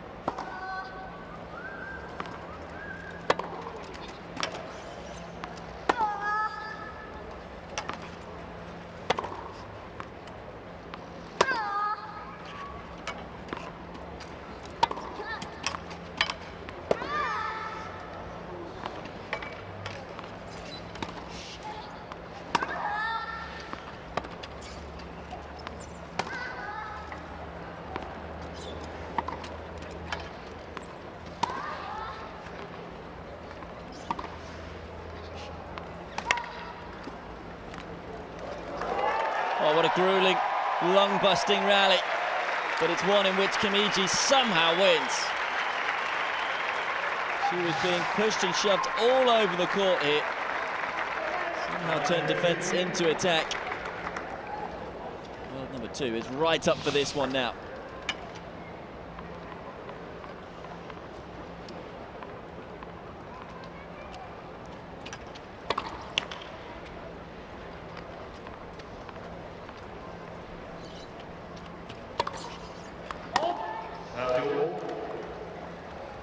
First double of the third set.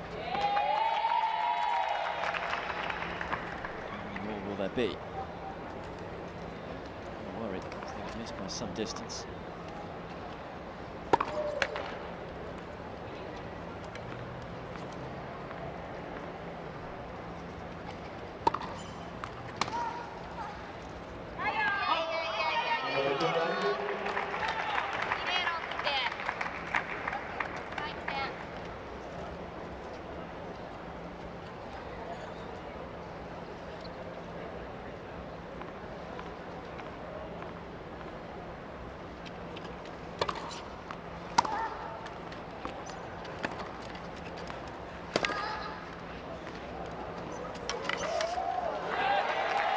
She's missed it. How significant could that be? There was a bit of fortune. Back end of the first set, the Japanese player mishit that landed on the line, and again, got a little lucky there. Remember, it's like role reversal. A game point, and it's for the server, is like a break point. Level-bodied tennis in this match. So few service holds. Could well be a significant point. He couldn't win.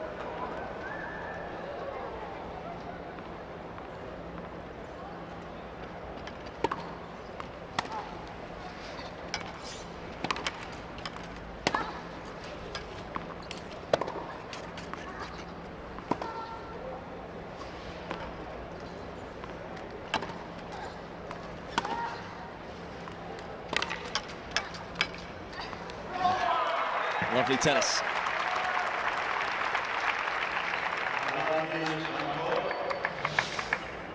Just come to life early on in this third set.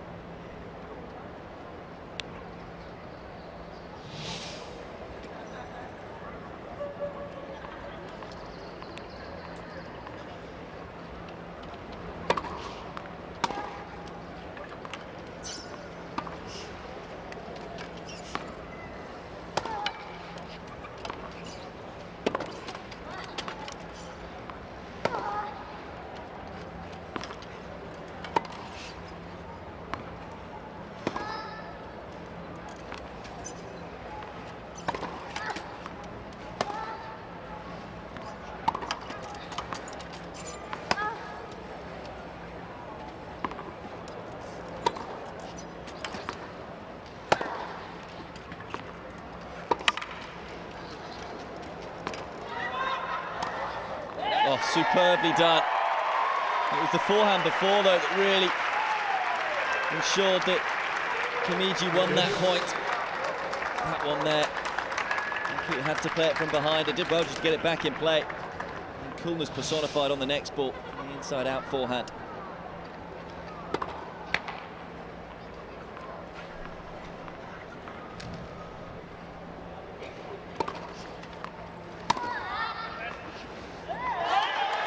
Super return.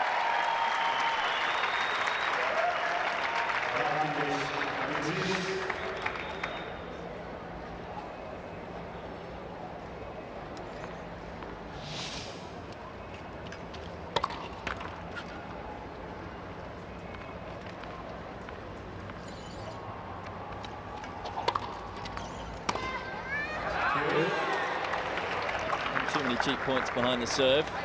And Koot.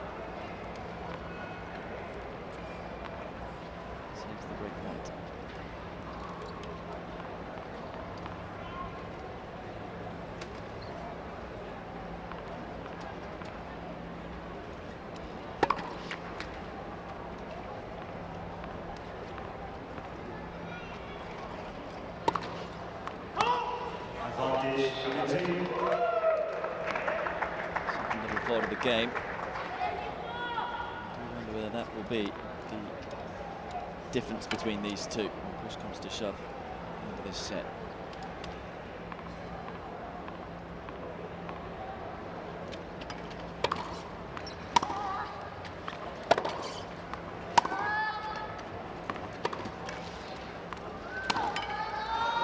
Still can't close out the game. It's a rarity. The forehand has been mostly on fire this match. Just got a little too close to the ball on that occasion.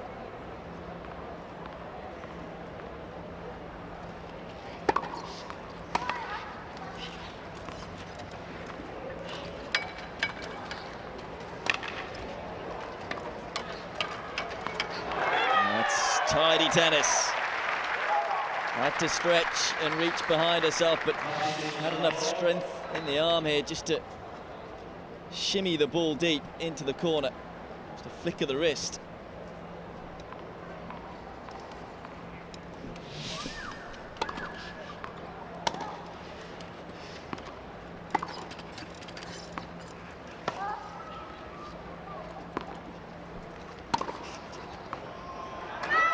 Wonderful forehand. And Koot holds.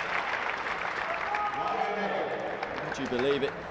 After all the breaks that we've seen throughout this encounter, both players are able to hold serve right at the start of the third set. Fine response from the world number 4, and it's 1-1 in this deciding set.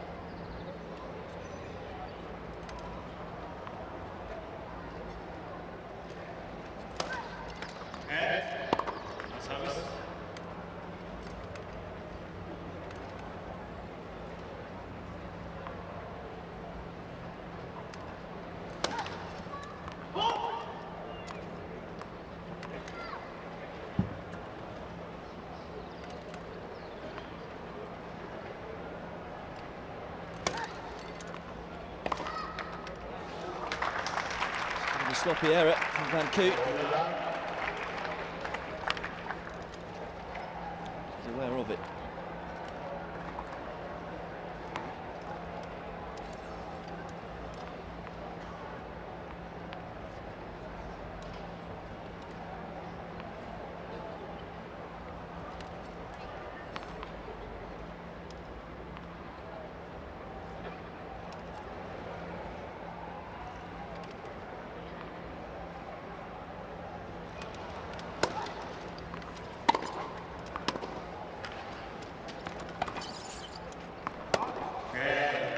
Wow. And who saw the start of this third set happening like it has? 3 service holds in a row. Kamiji holding to love and leads 2-1 in the third set.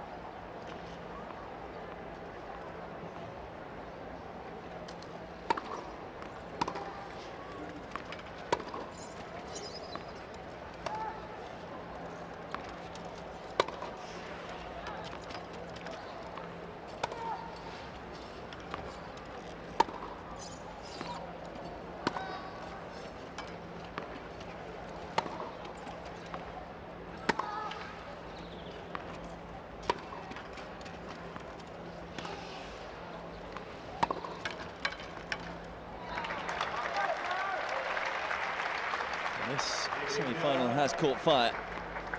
Seeing some delightful tennis now. Both players trying to take the game to one another. All of a sudden we're seeing a lot of points behind the serve.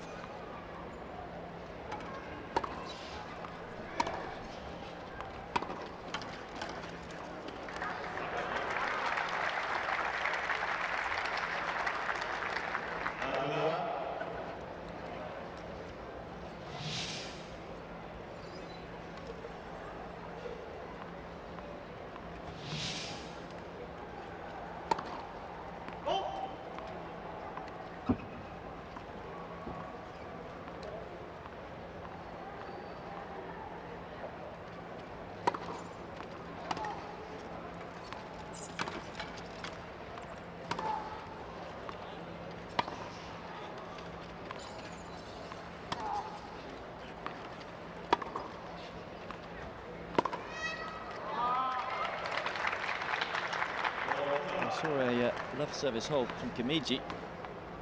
Van Koot had the chance to respond with one of her own.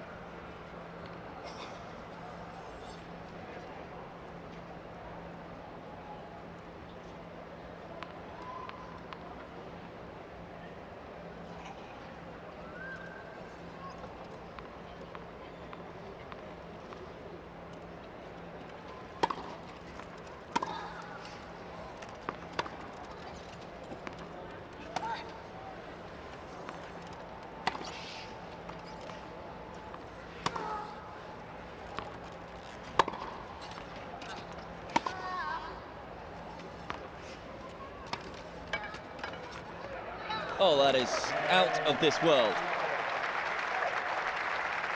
Quite how she found that angle.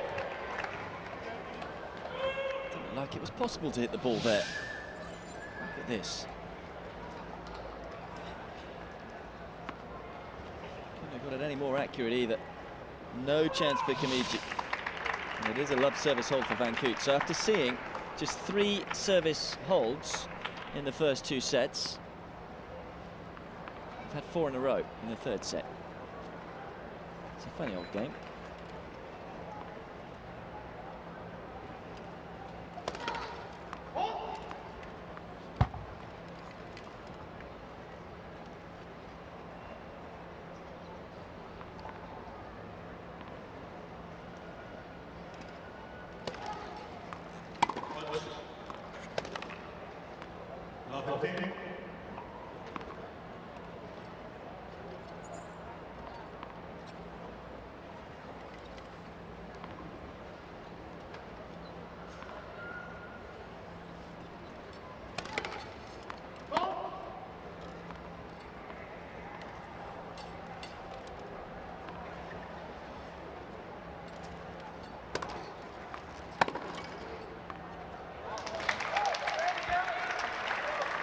Who the momentum is with now. 6th straight point for Van Koot. Aggressive return. Getting the momentum into the ball, taking it early, taking all the time away from Kamiji. Silver medalist from London 2012. Desperate to get back in the final again once more.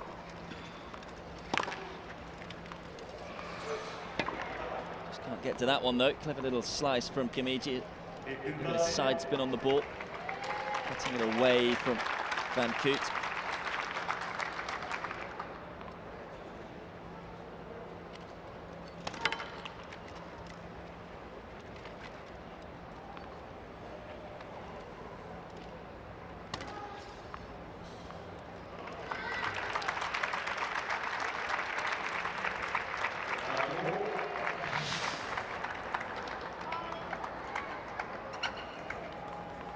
Right on the line. First ace for Kamiji.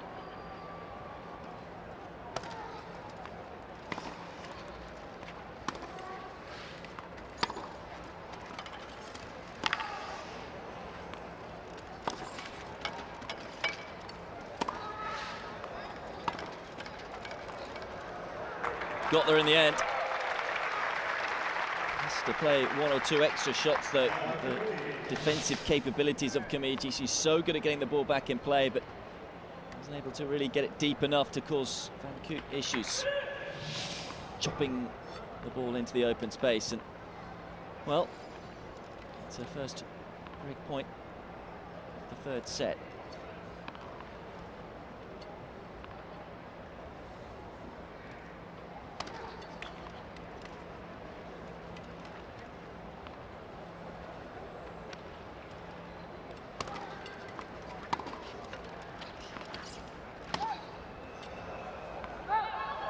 Van Koot breaks. How significant could that be? And for the first time leads in the deciding set. It's the Dutch world number 4. He leads by 3 games to 2.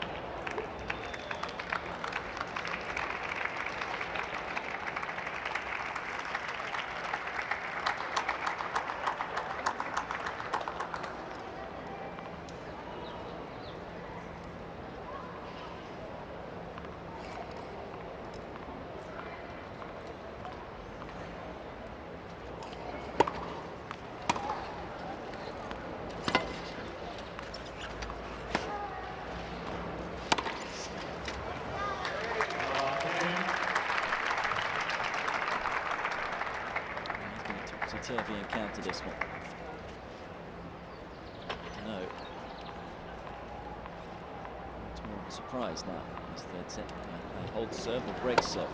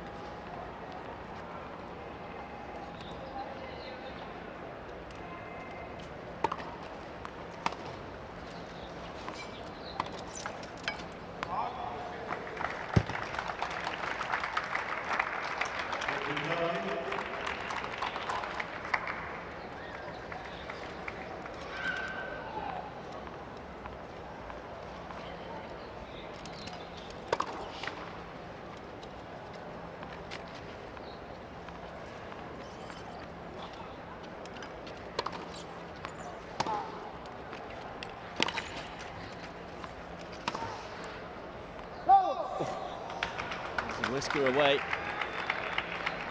Venom behind that slice back in, particularly when you consider she was on the move.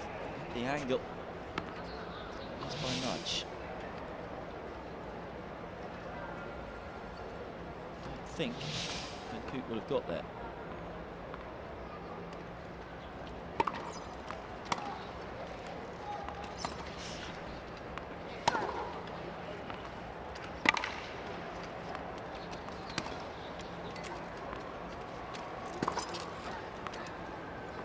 Pressing the ball into the corner. And really, you have to say it's a little too short from Kamiji. Get there to Van Koot. How swift she was to step up the court.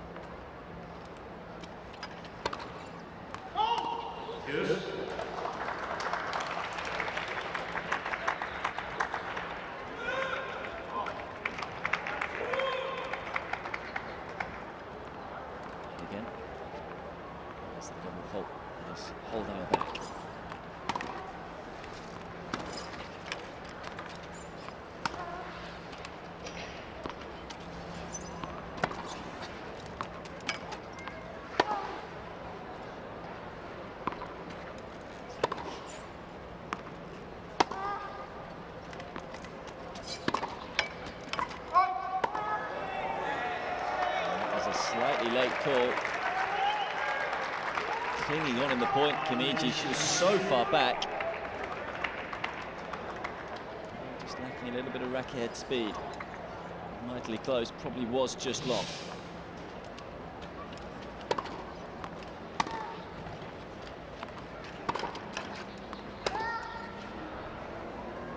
Kamiji can't take a break point. We get a juice again.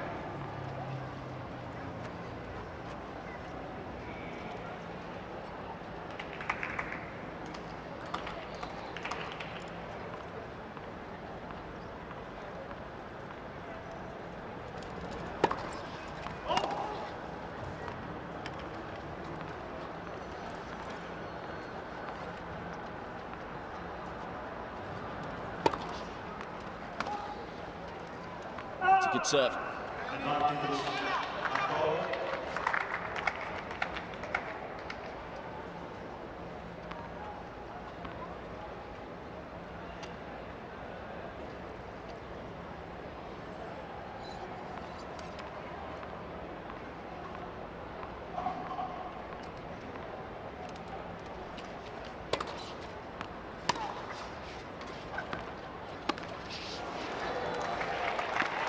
Exceptional deep return.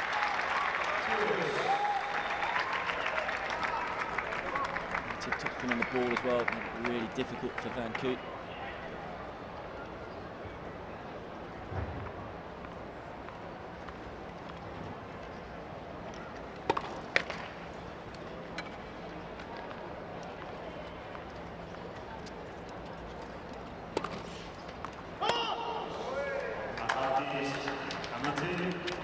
Fourth double fault of the set. Gives Kamiji another break point.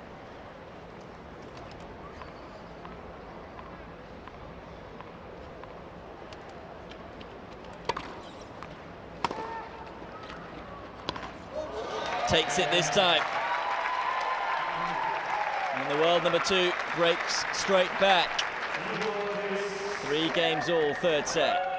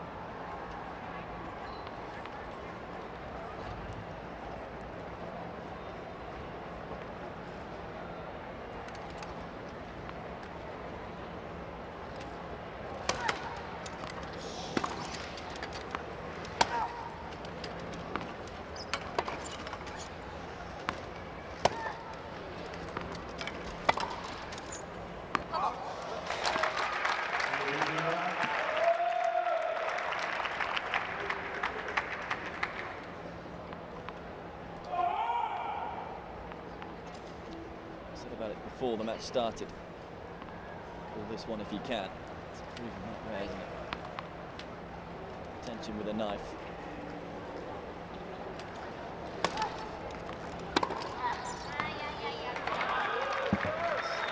This episode in particular, going one way than the other.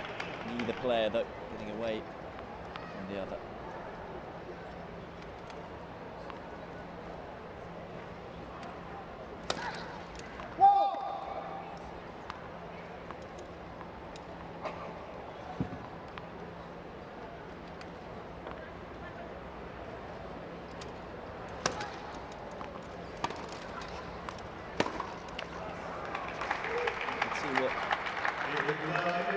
She was doing, back in behind her opponent. Venom on the ball as well.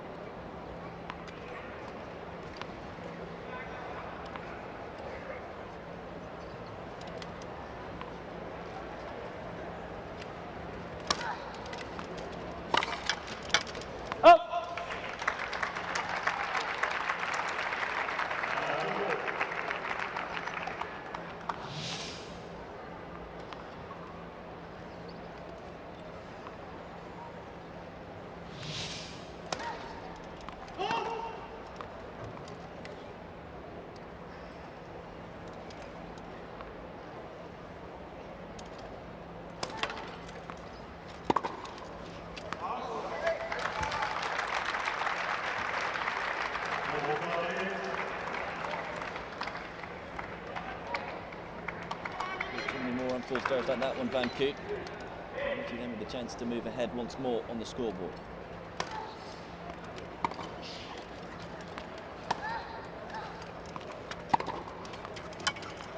It was a really good deep return that drew a short ball from Kamiji, and again, Van Koot pouncing on the forehand. So she gets up to it quickly.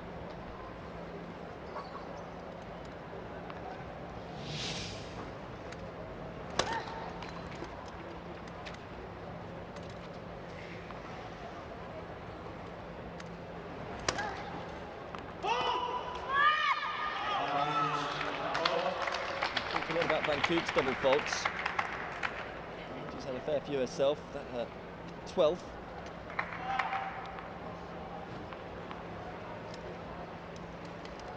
Gives Van Koot another break point.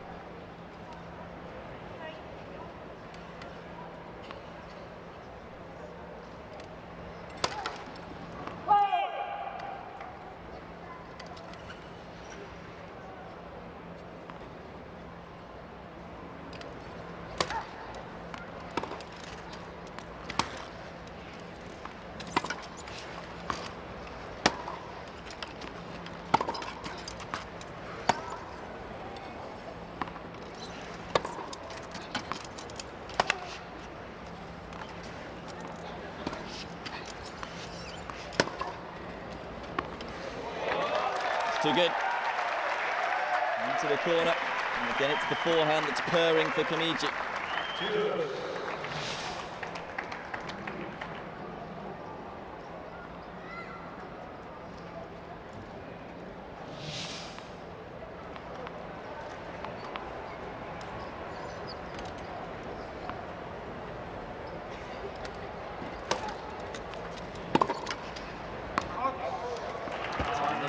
Turn.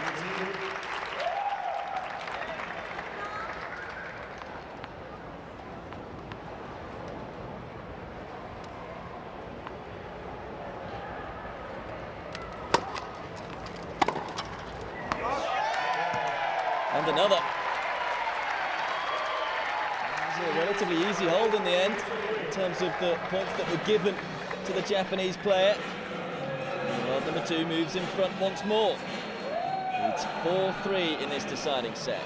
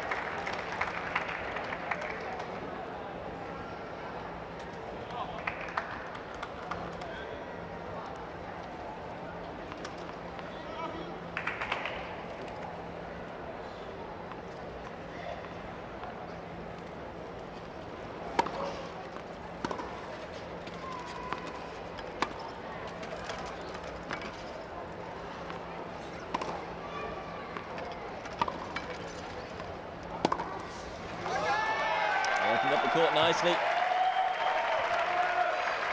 People just wonder what she's trying to do here with this backhand. Middle of the court, easy. Kamiji to find a forehand. Well out of position.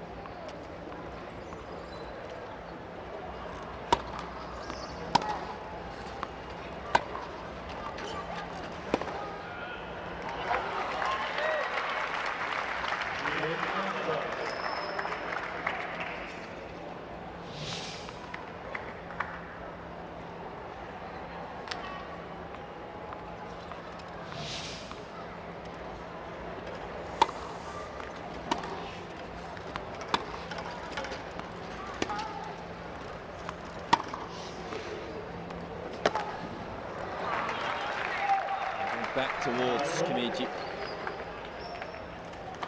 Stuck there to the Japanese player. Has opened up a 2-game cushion in this deciding set. We've seen breaks, we've seen service holds.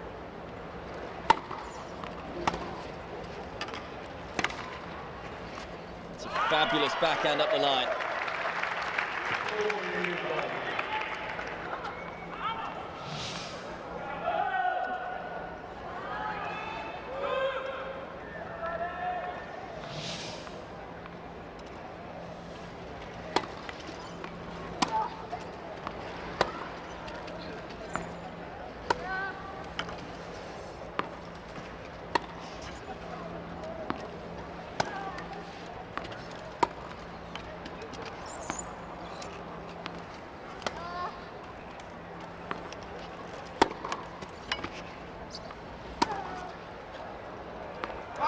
Just long. And Koot this time able to hold.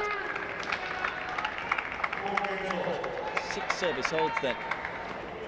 This third set. Extraordinary stuff when you consider what we saw in the first 2 sets.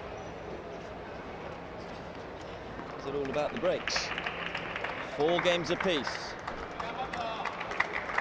Who's going to buckle under this intense pressure?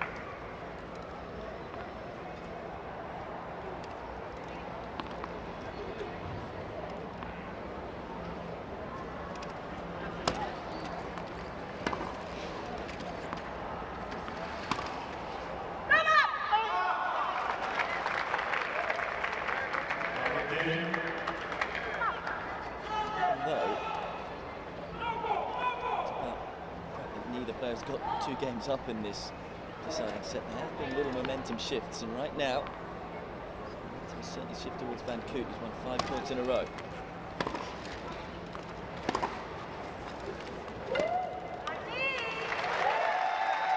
That comes to an end.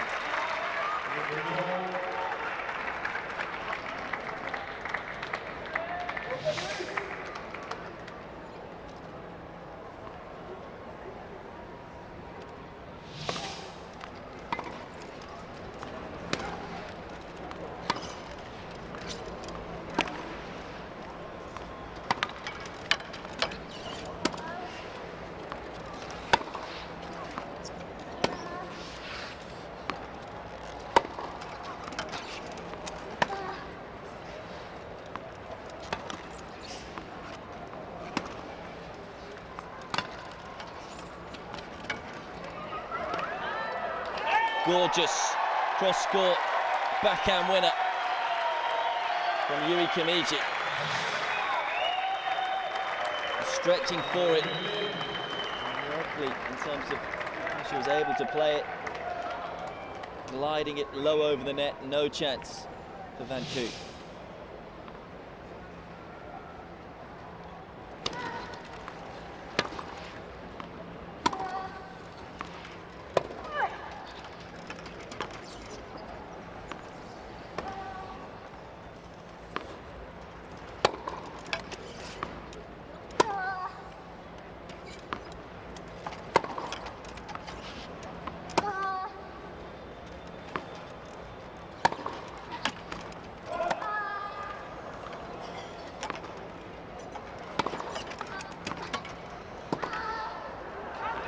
Again, it's Kamiji who's doing most of the movement. Side to side, to side to side. Cool at one stage, by the way, from the crowd, if you were confused by a shot from Van Koot. Landed very near the baseline.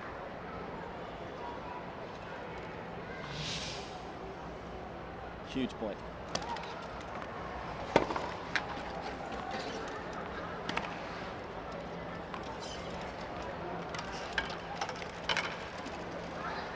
One that Van Koot will win. We saw a lovely sliced backhand angled across court a few points ago from Kamiji. Van Koot showing that she has the shot in her locker too.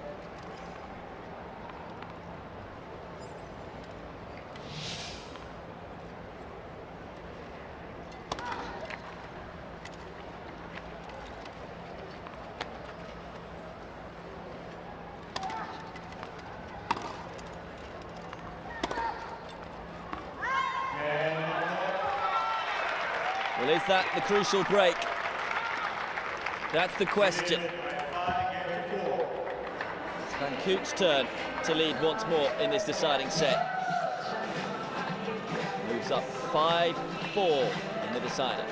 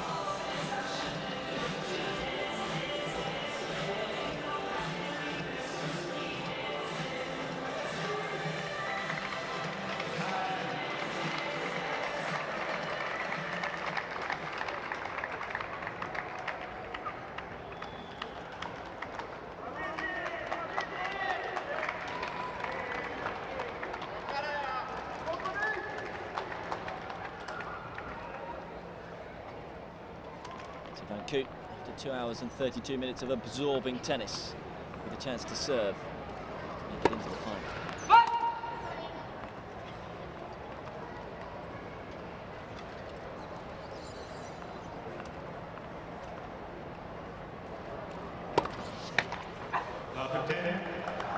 The way she would want to start.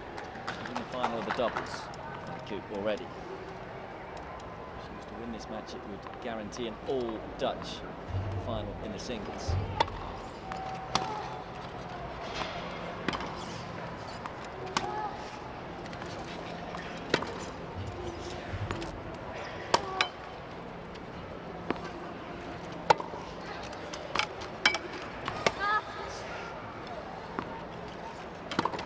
It's an all-Dutch final in the doubles already. A medal of some colour. She wants to get gold in the singles. Does Van Koot. She hitting hard here. Yeah.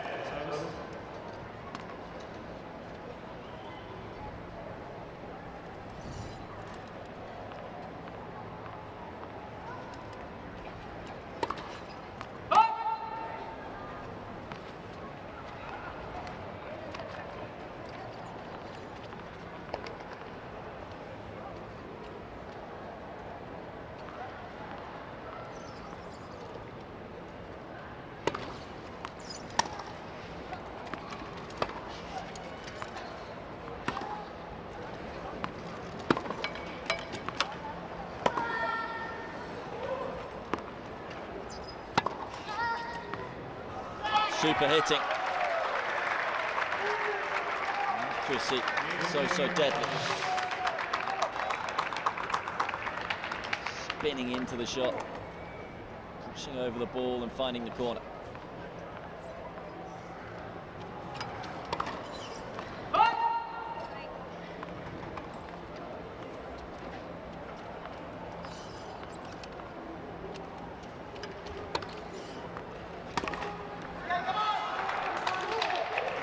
Points away, moving into the final. Aniek Van Koot.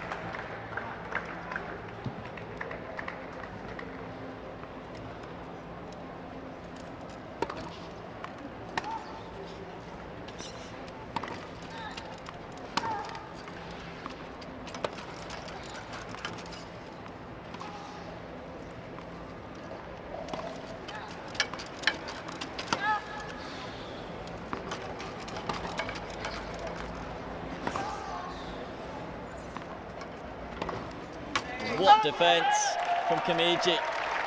Not only was she able to get to the balls, but she was able to get them back deep.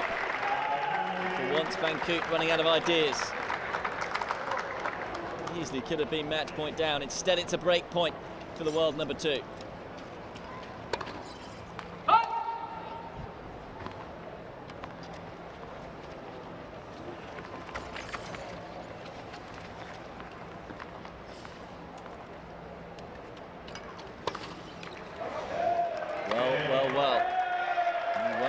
the double fault would come back to bite her. 2 in the game. Started with a double fault, finished with a double fault, and Kamiji breaks. And it's 5-all in the third set.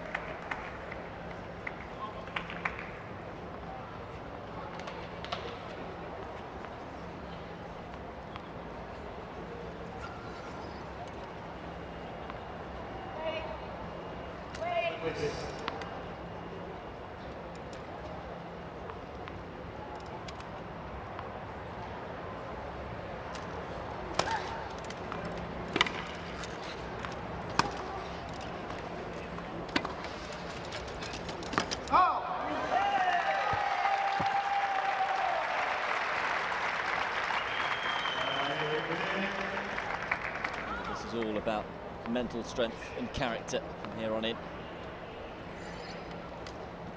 Remember, Kamiji has never won a Paralympic Games medal.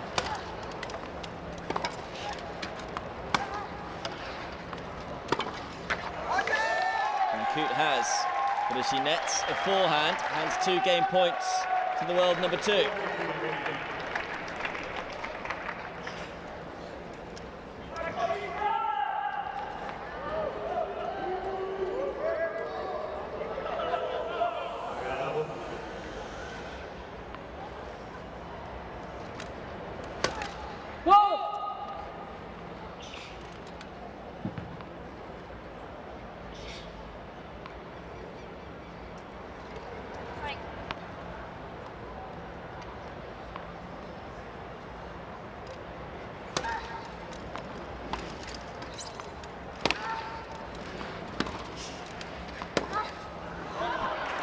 Boozling her opponent. The slice.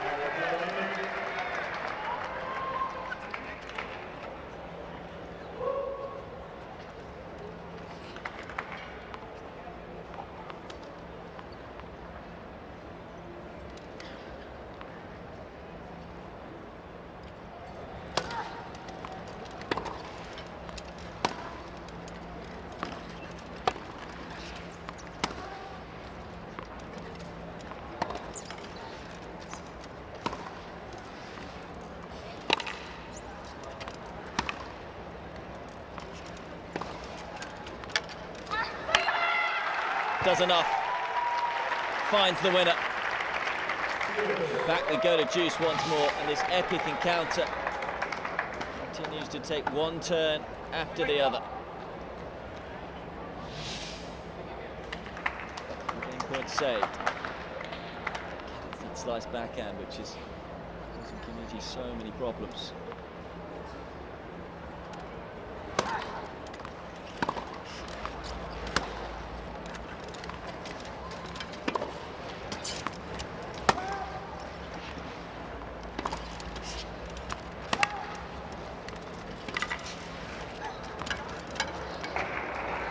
Clever, so aware of the position of Kamiji on the court, where she was moving.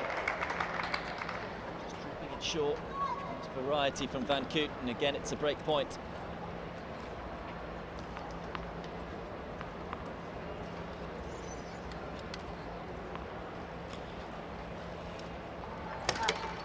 Oh!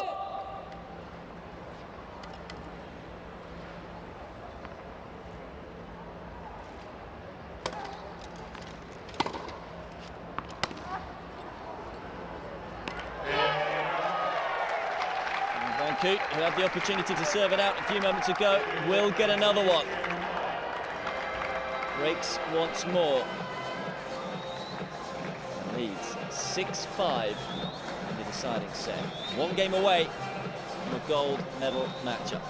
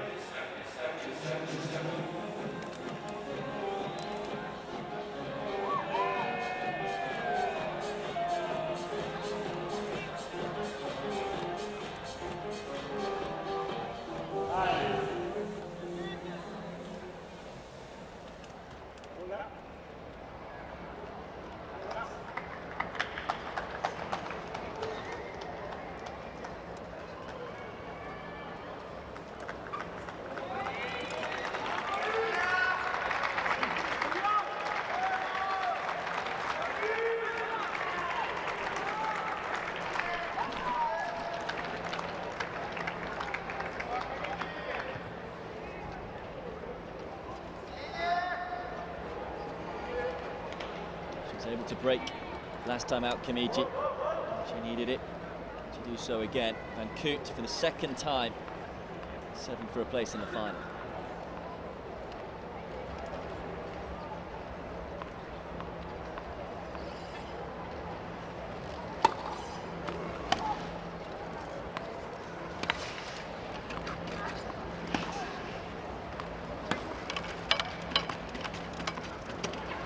So well played, but a side spin on the ball, cutting it away from Kamiji. Remember Van Koot, last time out, serving for the match, served a double fault to start, so far better start to this game for the Dutch player.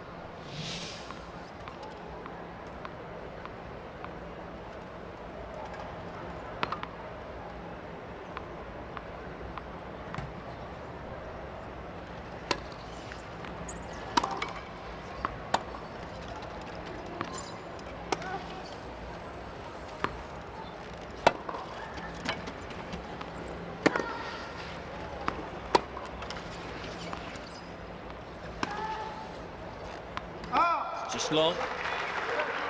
She was 2 points away before. Remember, she was in control of the rally at 30 all. She's 2 points away once more, Van Koot.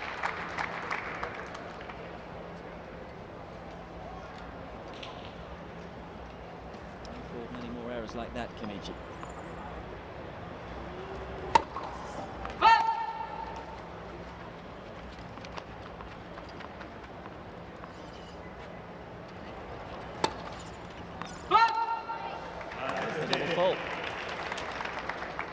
Number 22 for Van Koot, 8th of this set.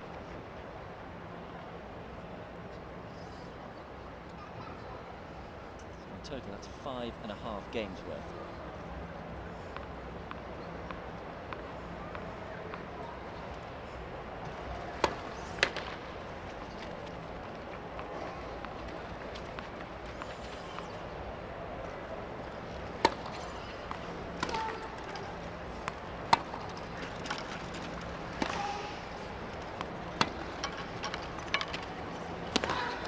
Magnificent.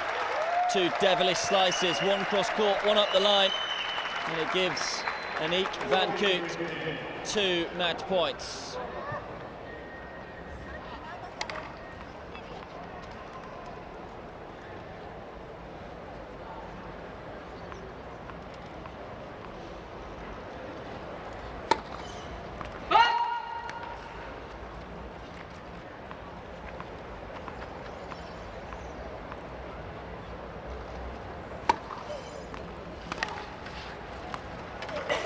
The first one saved. Delicate second serve, pounced on Kamiji. She saved the second one.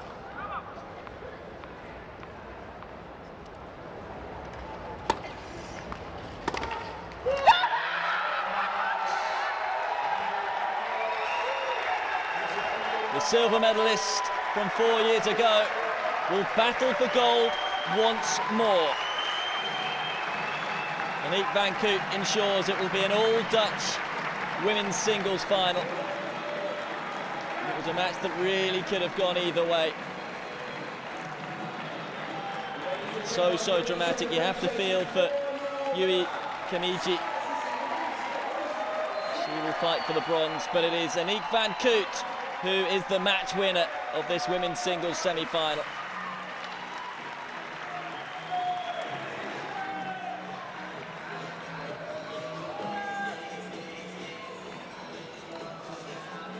She has won in 2 hours and 46 minutes. 6-3, 4-6, 7-5. Still on the balance of play, particularly in the rallies, it was Van Koot who bossed the majority of the points. And had she not had all those double faults, she may well have won easier than the scoreline suggests. 6-3, 4-6, 7-5.